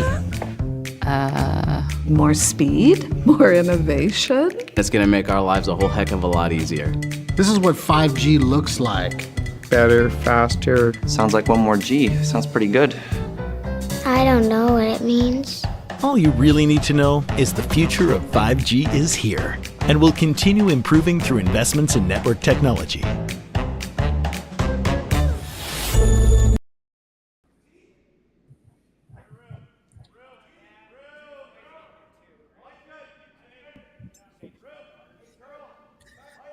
We're started here in the 7th end.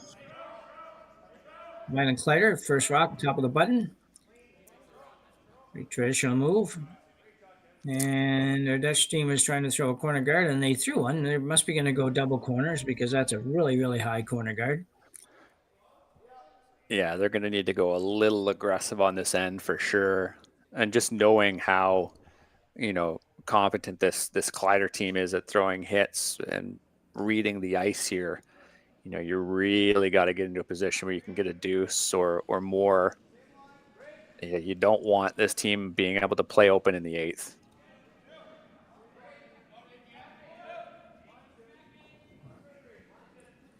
So looking for a center guard here, and this kind of the if you're going to zone this one, this would be a 4/5. No, just 4. Really well managed rock there. Matt Haldis on the plow, and then obviously had Josh ready to go on the carve. This group of sweepers on this team is quite talented. And then you obviously have Kleiter, who's a decent sweeper himself through doubles. And as we saw from that one rock behind the tee line, there's lots of talent on the brush in this team, and that just goes a long way, I think, this event. And we saw it in the Brier as well. Yeah, I haven't quite figured out the plow effort. I'm not quite sure what to make of that one yet. I've seen it enough now that it's pretty popular, obviously, and done by a lot of teams. And I just don't know exactly the concept of that. So it comes from doubles, when you just have one sweeper anyways. So I guess the idea is that, if you're a single sweeper, let's say, realistically, you can only go full bore at sweeping for about 10 seconds at your absolute max capacity. Yeah. So if you're able to start with a plow like this, you're able to at least start to manage the rock, right? So if you think it's maybe traveling a little down, yeah, you can always put that broom down and kind of assess. It's kind of like your 50% sweeping ability. So I think what you see a lot of the times is these teams will, this has obviously been taken from doubles. This is going to come right to the face. That's fantastic. Comes from doubles, and these players have played it. So they say, hey, look, if you kind of throw a little down, let me put a broom down right away. Like if you throw, let's say 80% of the weight required, if I start with that plow, it gives us that extra few seconds as sweepers to calibrate. We don't need to start pounding the rock right away.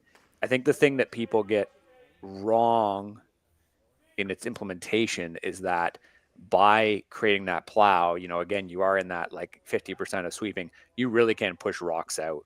If you start doing that right away, and your line calling wasn't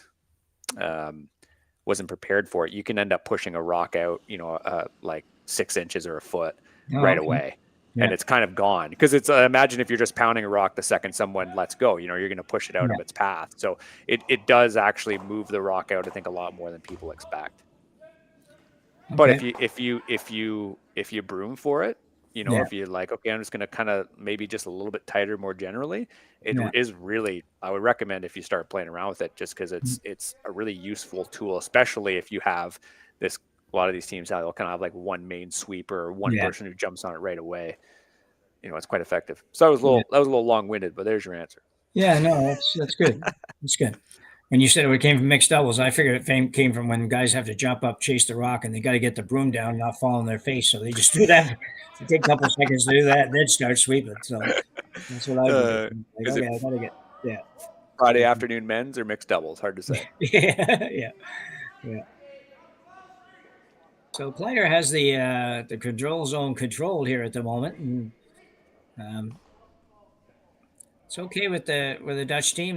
They're trying to figure out how to manufacture 2 here. They really aren't interested in getting 1. So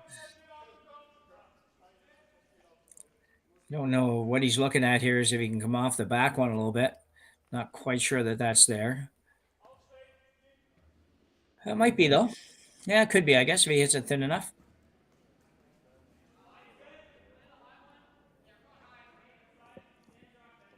Yeah, it's kind of an awkward spacing for sure. Yeah.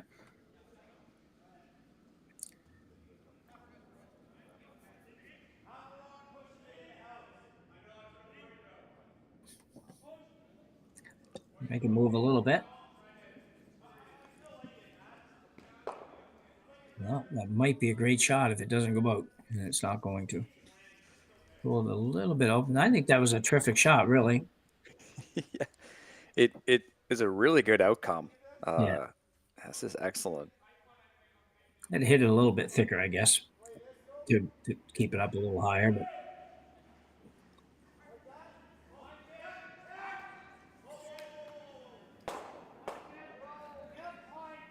But it gets pretty interesting trying to figure out what these guys are going to do at this level sort of thing in these situations.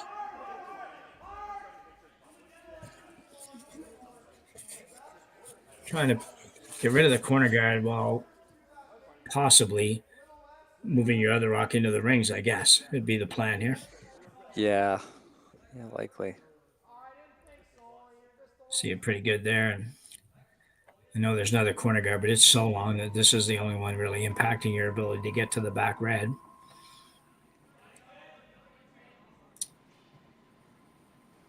Josh Matter. That's pretty steady. Hit a little more of this than I was thinking that they might want to hit, but let's roll the sugar over. Well, a little bit of glimmer of hope here, I think, for Gosgens. It's make a good shot here, roll it over behind the corner again. Yeah, this port is quite large. Yeah. Kleiter is just half a rock away, or I guess a little bit more on that roll from making this a little bit more difficult. I think you can get to that back 8-1 as well with some weight too, if they ever needed to clear that out. Yeah. Needs a little bit of a roll somewhere here. A bit of bad luck there. Could have rolled either way. One of those that if the guards aren't there, you always roll in someplace. You're never going to hit it on the nose, but when you're trying to roll one, sometimes you get caught in between.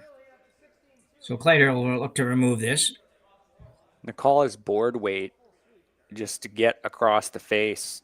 Double certainly possible with that weight, and then you just want to get just the tiniest little roll here for Josh. Yeah. Not a big shot.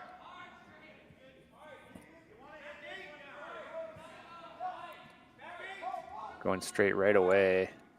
Oh, a little early. I think he's going to get a little bit. Not much, though. No, probably not enough. Yeah, I think Rylan just threw his broom up just to acknowledge there's a bit of a line calling error there. A little early to keep it straight. It is nice to have, Trevor Johnson on one side of the rock, knowing that that carve is always going to be possible, but yeah, just couldn't bring it back enough.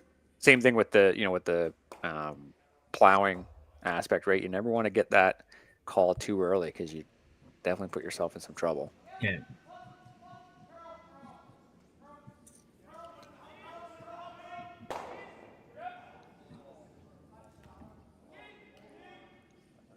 This one could be good. Yeah, nice anticipation on the line call. A little more. Got to go a little harder. It's a great shot, though. Nice roll. Maybe another few inches would be better, but still, that's a long roll. You're rolling for solid 3.5 to 4 feet. Good effort. Yeah, I'm going to give that a try. I actually have I play a couple times a week, and just in club curling, but we do have a couple of young guys that play with us that just came out of junior, and one in particular who's just an absolute beast with a broom, but we've never ever tried that. So I'm going to give that a try this week, see what that looks like. Yeah, I mean, it's something that helps with, and I think the Italian teams, the Swiss teams that have that kind of primary sweeper and then the secondary sweeper, they're almost a really good example of it where, they're bound to hop on it right away because they're going to be the ones curling it or keeping it straight no matter what.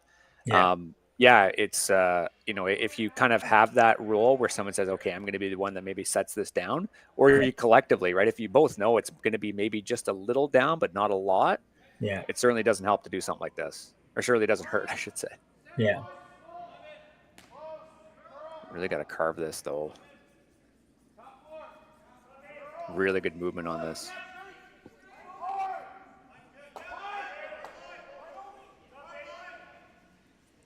That's pretty good. Very, very difficult shot now to remove that yellow. Yeah, it's just in the perfect spot. Yeah. The roll on the yellow was quite crucial, but Yeah. I think if they're able to get. Yeah, a good example there of the sweeping and the power down and weight over the head of the broom that managed to make that as good as it was. Looked like it was going to be much thinner than that. Yeah, the weight on the broom and the repetitions for the carve Exactly, is really important. Yeah, decision times here for Gosgens.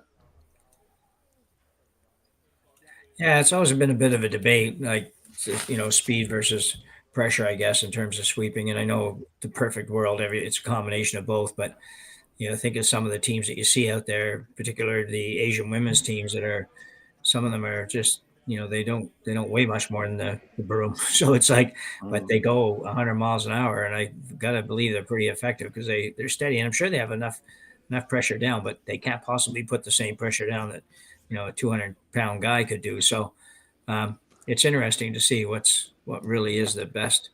I guess it just depends on what you're trying to do sometimes. And I'd imagine that the repetition, the speed aspect, in the next 5-10 years, as more and more science comes out of it, I'd imagine that'll be something that will be deemed to be more effective when you're carving the rock as well. Yeah, yeah. So Gosgen's going to come around the outside.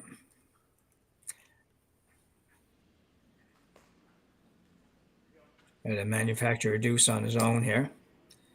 Look. It's going hard. This one's curling pretty good. Yeah, this path out wide, it's really curled up here. Sneak it by, maybe? No, not quite. That would have been really good if he got that by. He just had perfect weight. Probably T-line, maybe not even quite T-line. It would have been good, but it's not. So wide open for Rylan Kleiter. Getting to stay right there is probably pretty good. Yeah, I think either that or a big roll where you almost come down towards the forefoot. Yeah. But if you do just nose it, geez, he might have to draw. You'd have to try to draw through the port or something. Yeah, which, it's a decent sized port, but at the same time, it's not a shot they played a lot. And just it comes with a little more difficulty than just a simple come around. Matt's fairly keen on going for this cross house double, it would seem. Yeah. I don't know that I'd be that keen on this. Yeah, I'd say you try to go for a little roll, or you just play the tolerance where you just you nose it and it's fine. Yeah, that's when I'd be thinking that too. Yeah, because if you nose it, it's the draw or some kind of weird triple where you're just throwing yellows. So big last shot here for Kleiter again to take control in the seventh.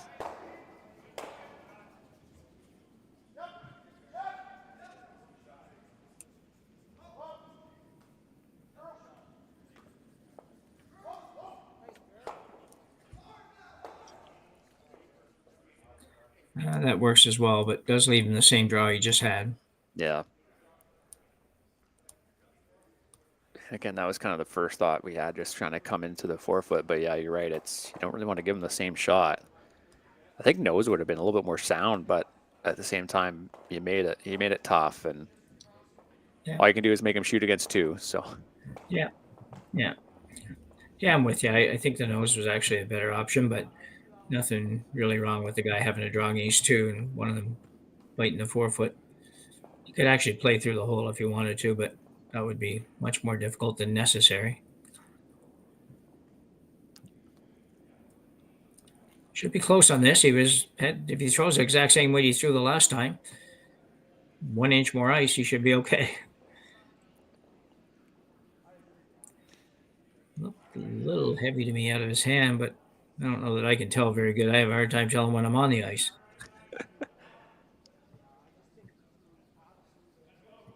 Sweepers are down right away. Yeah, I think it's coming up. Yeah. It's coming up big.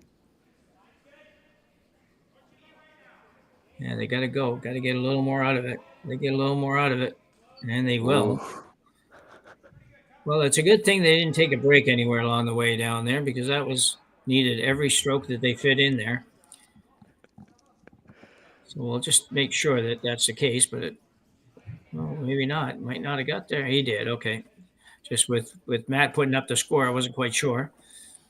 So one for Gosgens in the seventh end here, and he'll trail by one without the hammer as we go to the eighth end here in Martensville. Be back right after the break. I don't remember a time when curling wasn't a part of my life. When I wasn't putting in the sweat and hard work to be the best that I can be. Clocking in the time, the effort to practice day in, day out. Curling is more than just a game. It's a family, a community. And when it's time to play, I know I'll be ready. Hardline, supporting hundreds of our next generation athletes. Imagine being able to stream every curling game from every sheet from any event, be it your Wednesday league game, bonspiel, or corporate event. Curling Stadium offers an all-inclusive streaming solution featuring high-quality cameras, ease of use, great reliability, and minimal installation. Offering your sponsors customizable ad space on your streamed curling games and being able to sell video packages to your corporate events for increased revenue. With Curling Stadium, you can stream to any device, be it your mobile phone, tablet, or computer. Push the feed to your desired platform, be it Facebook, YouTube, or any other social media. Curling Stadium is simply the way forward. Where it's commonplace in other sports to televise every game, we want to do the same. Curling is a global sport, and it's time it gets the coverage it needs. Make your curling club the next Curling Stadium. Saskatchewan, you know SaskTel because we're everywhere. Because being everywhere keeps us connected to you. With SaskTel sponsorships, we get to be part of your community. We're here with you, and we're here for you. It's easy to get started. All you need to do is apply. SaskTel cares. Always has, always will. To apply for sponsorship, visit sastel.com/sponsorships. It's all sorted out, but the pre-trials and all that. So welcome back to the eighth end in our fifth draw game here with Gosgens and Kleiter. Have a dandy 5-4 score with Kleiter having hammer here in the eighth end. Jim next with Marty Thompson, and we're enjoying this one. So you mentioned before that Gosgens had stolen one to tie Scott Howard. He needs to do kind of the same thing here. Marty, how's he going to go about that? Well, he just a ton of rocks up the middle. He ended up again just letting Howard just throw a couple yellow stones into the 4-foot and was just willing to kind of play with fire. But you can look it up on the Curling Zone YouTube channel. He had just this incredible raise, like top 12 right to the pin through a really, really small port of other yellow stones. So, you know, there's one thing that Gosgens is good at. It's throwing those nice little like light tap up weights. Yeah. So yeah, really wouldn't surprise me if they're just trying to sort of set this up, play really aggressively, and hope you kind of get it. Because again, it was super, super precise. The yellow stones were essentially overlapped in the 4-foot, and he just managed to just hit it just at that little perfect angle to get it in. So we haven't seen a lot of those tap weights from Wouter today, and you know it would be something that they'd look to try to make. Now Kleiter is also playing up the middle, which certainly would help their case, but you know you need to see some precision out of this Dutch team for sure, and we have this event, you know. Yeah. So have we seen? We just saw him make what I consider to be a bit of an odd call here in this end when he was obviously his guard went up, first guard went up, and Rylan came in, but then he tried to play the freeze to Kleiter's. Now he was heavy, but regardless of that, I was very surprised he didn't put up a second guard. Yeah, I guess in the Howard end there were no guards, if I'm not mistaken, or maybe one, and they just kind of were letting their opponents have free reign in the rings, and then just hope that they can sort of smuggle one in. This freeze is super interesting from Kleiter, because now the guard's going to go up, and we're in this position where I guess he's just going to try to keep this open. But you know, you've kind of, if you're Kleiter, suddenly you've got this lock up in the front, which is not ideal. Like I said, they're such a good hitting team. Yeah. You kind of want to just keep it open and just trust that you can run them out of rocks.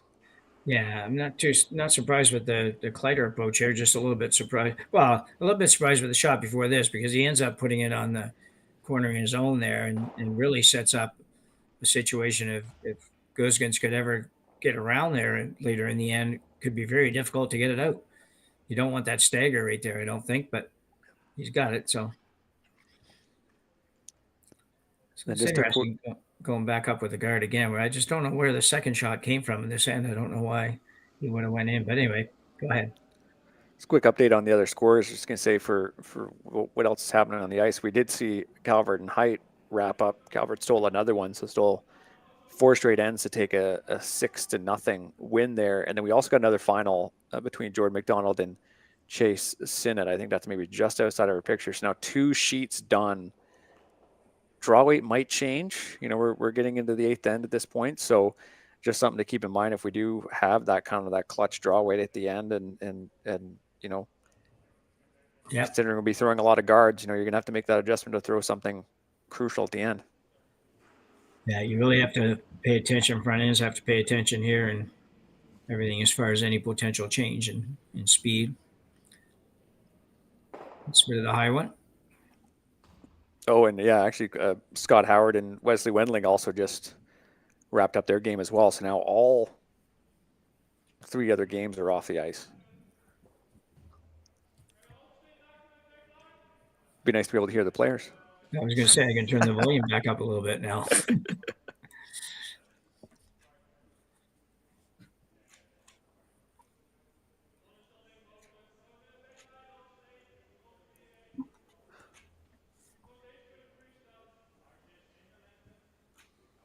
I dream of those days when we might get to a point where we are able to have the players mic'd out there.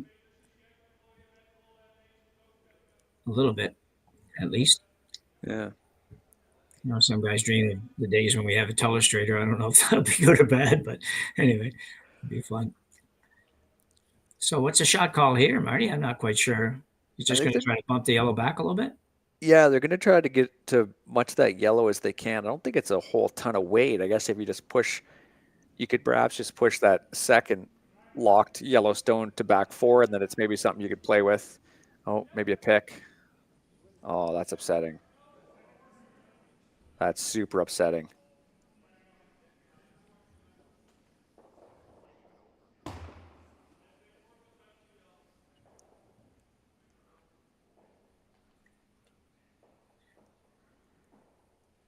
Yeah. And obviously took all the weight off of it too. They were not, that was not a top 12 weight that they were able to sweep to the tee. That's a tough break.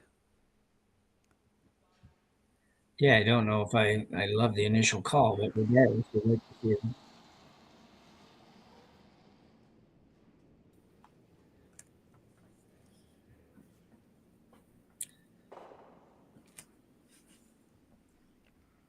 Now, if anything, that red stone is now kind of on the corner. You could maybe play with it later if you wanted to, but. Yeah. Yeah, I thought actually once it picked, they might have been better off letting that stop a foot or two shorter, really, to be honest. It might have been a little better opportunity to roll something in off it or double off it. But regardless, it's an odd situation, so we'll see what they're going to do here. Really important for Lawrence just to sort of park that miss and really execute on this one.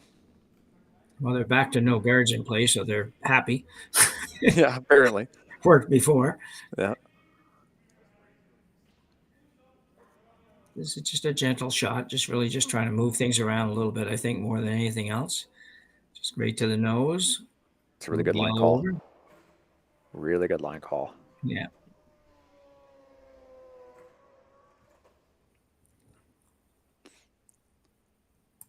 Yeah, I like this first thought here from Matt Hall, where this little hit and roll off the red on the 4 is always going to be there, so you can just take it away. Try to be the first one in there, even if you rolled a little bit, it'd be good. What else do you see here? Well, yeah, I'm thinking that the hit and roll is not a bad shot at all. It's either that or you rip this hard and see what you end up with. And I don't think that's too bad either. If you get half of that red rock as we look at it on the overhead, the red's gone, the yellow's gone. You might be facing more with your last shot, but it should be pretty wide open. He's not going to have much if you get rid of all that. He's going to have to come down and probably, for this point, probably freeze to your yellow at the back of the house, back of the 4-foot. And freezes are pretty tough to not be able to get rid of these days. So I think I like the peel. Yeah. Took me a while to talk myself into it, but I think that's what I like. And I like it too. You got to be right then. Now let's see how they execute it. We're off the hook anyway if they don't make it because it's their responsibility to throw it. So. Oh, this is a good spot. Josh Matter with his final rock here in the 8th end. Hoping to do some damage, and looks like it's going to be... Oh, they didn't. Oh, nice shot. Yeah, really good.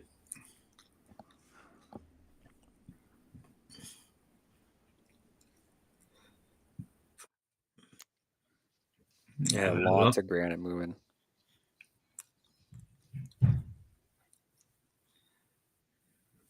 Got a very fitting plus the shooter, so that's all good. Yeah, I can't really follow the Gosgens strategy here in this end. I think they had an opportunity to at least have a little better chance here at the end than they did. I just kind of, some of the shot selection to me was a little off, but yeah, I mean, if they did manage to punch that one back, the rock to pick, yeah, you never know. yeah. It was something that was really precise, and you were going to put a Yellowstone near the back, which would have helped. But yeah, I mean, hindsight's 20/20 for sure when there's a picked rock like that. Yeah. And some real precision needed here. Yeah. So the freeze call for Gosgens. He does have the other rock at the top of or just left of the 4-foot there. So that could come into play yet. Makes a perfect freeze, and Rylan just decides to kill it all. We'll see what he does first. He's had a nice draw weight for the last few rounds, so expect this to be close. It gets wide. It takes a while to come back, but it will. That's Awfully good. Yeah, really nice shot. Really nice shot. Kleiter does have this double, and you kind of want to get as much granite moving as you can.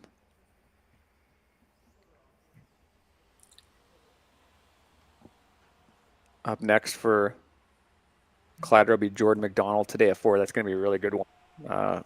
And then we have, I believe, Gosgens is playing Sinet in their final. So another 2-0 team. So definitely both teams taking on some more top tier competition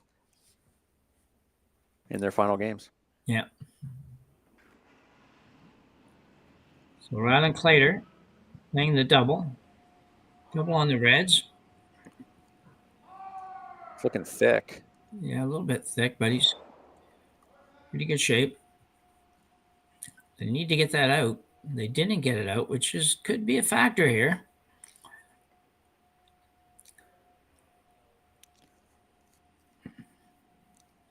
So this is tricky. You got to be shot. If it was just behind tee, I think you might have been a little bit happier, but.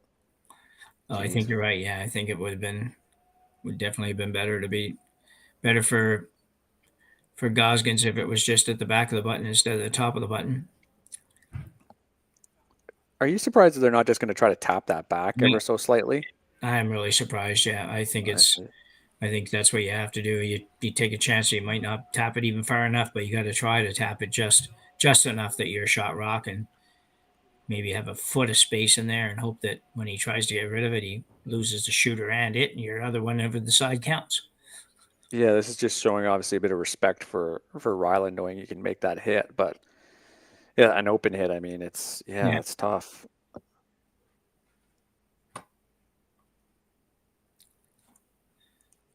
in the old theory of put yourself in the other team's shoes. If I'm Rylan Kleiter right now, I'm pretty happy seeing him play this shot. Yeah, most certainly. I know the other one's harder, but the possibilities of what you get out of it would be better. So this one's got to come up a little more. Maybe, there we go, going to get a little roll. That's about as good as he was going to get. He probably was looking for a little more roll, but I don't think it really mattered too much as long as he was shot rock and he had to play this one is good enough. The only way it would ever matter if it over curls and ends up on the other red, but I don't expect that to happen either. Rylan Kleiter with an open hit here in the 8th end with an attempt to secure a victory, move to 2-1 and move on to later on today, as Marty was just telling you.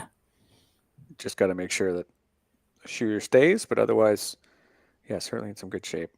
Yeah. I thought they played this game really well. Yeah, I mean, there's a few sort of technical mishaps, but I thought they executed quite well, and hopefully moving on to the playoffs for this team. Top-ranked Canadian team in this field. Yeah. Yeah, I kind of controlled the game without really, dominating, if you will, the game, but I think he definitely controlled the game. And he will make his shot here, make his one here, and pick up a 6-4 victory for Team Kleiter over Team Gosgens. Great game overall, Marty. I guess it was, as you just kind of described, how the Kleiter team managed to pull off the victory here. I don't know what Gosgens could have done differently, but unfortunately for him, he moves to 0-3 and playing for pride, as they say. Yeah, just a few misses from the Dutch team and some strategy things that obviously didn't quite work out. But yeah, a nice move on here from Kleiter, and they've got a tough game today against McDonald. Yeah. So a reminder, we will be with you all day today. A couple of games covered on almost every draw, probably every draw, to be honest, and all day tomorrow as well as we move into the playoff rounds here in Martensville. So for Marty Thompson, for Tim Burton on production, I'm Jim Nixon. We'll sign off for now and see you later today. We asked Saskatchewan what they know about 5G. More speed, more innovation. It's going to make our lives a whole heck of a lot easier. This is what 5G looks like. Better, faster. Sounds like one more G. Sounds pretty good. I don't know what it means. All you really need to know is the future of 5G is here and will continue improving through investments in network technology. Handcrafted in Canada, Hardline's Ice Pad has revolutionized curling for over a decade. Engineered with top-tier precision and durability, it is backed by an unmatched 10-year warranty. Designed for curlers at all levels to sweep effortlessly with maximum efficiency, it is trusted by the world's best curlers, including Olympic and world champions. It is quite simply the best broom in the game. Hardline. Join the revolution.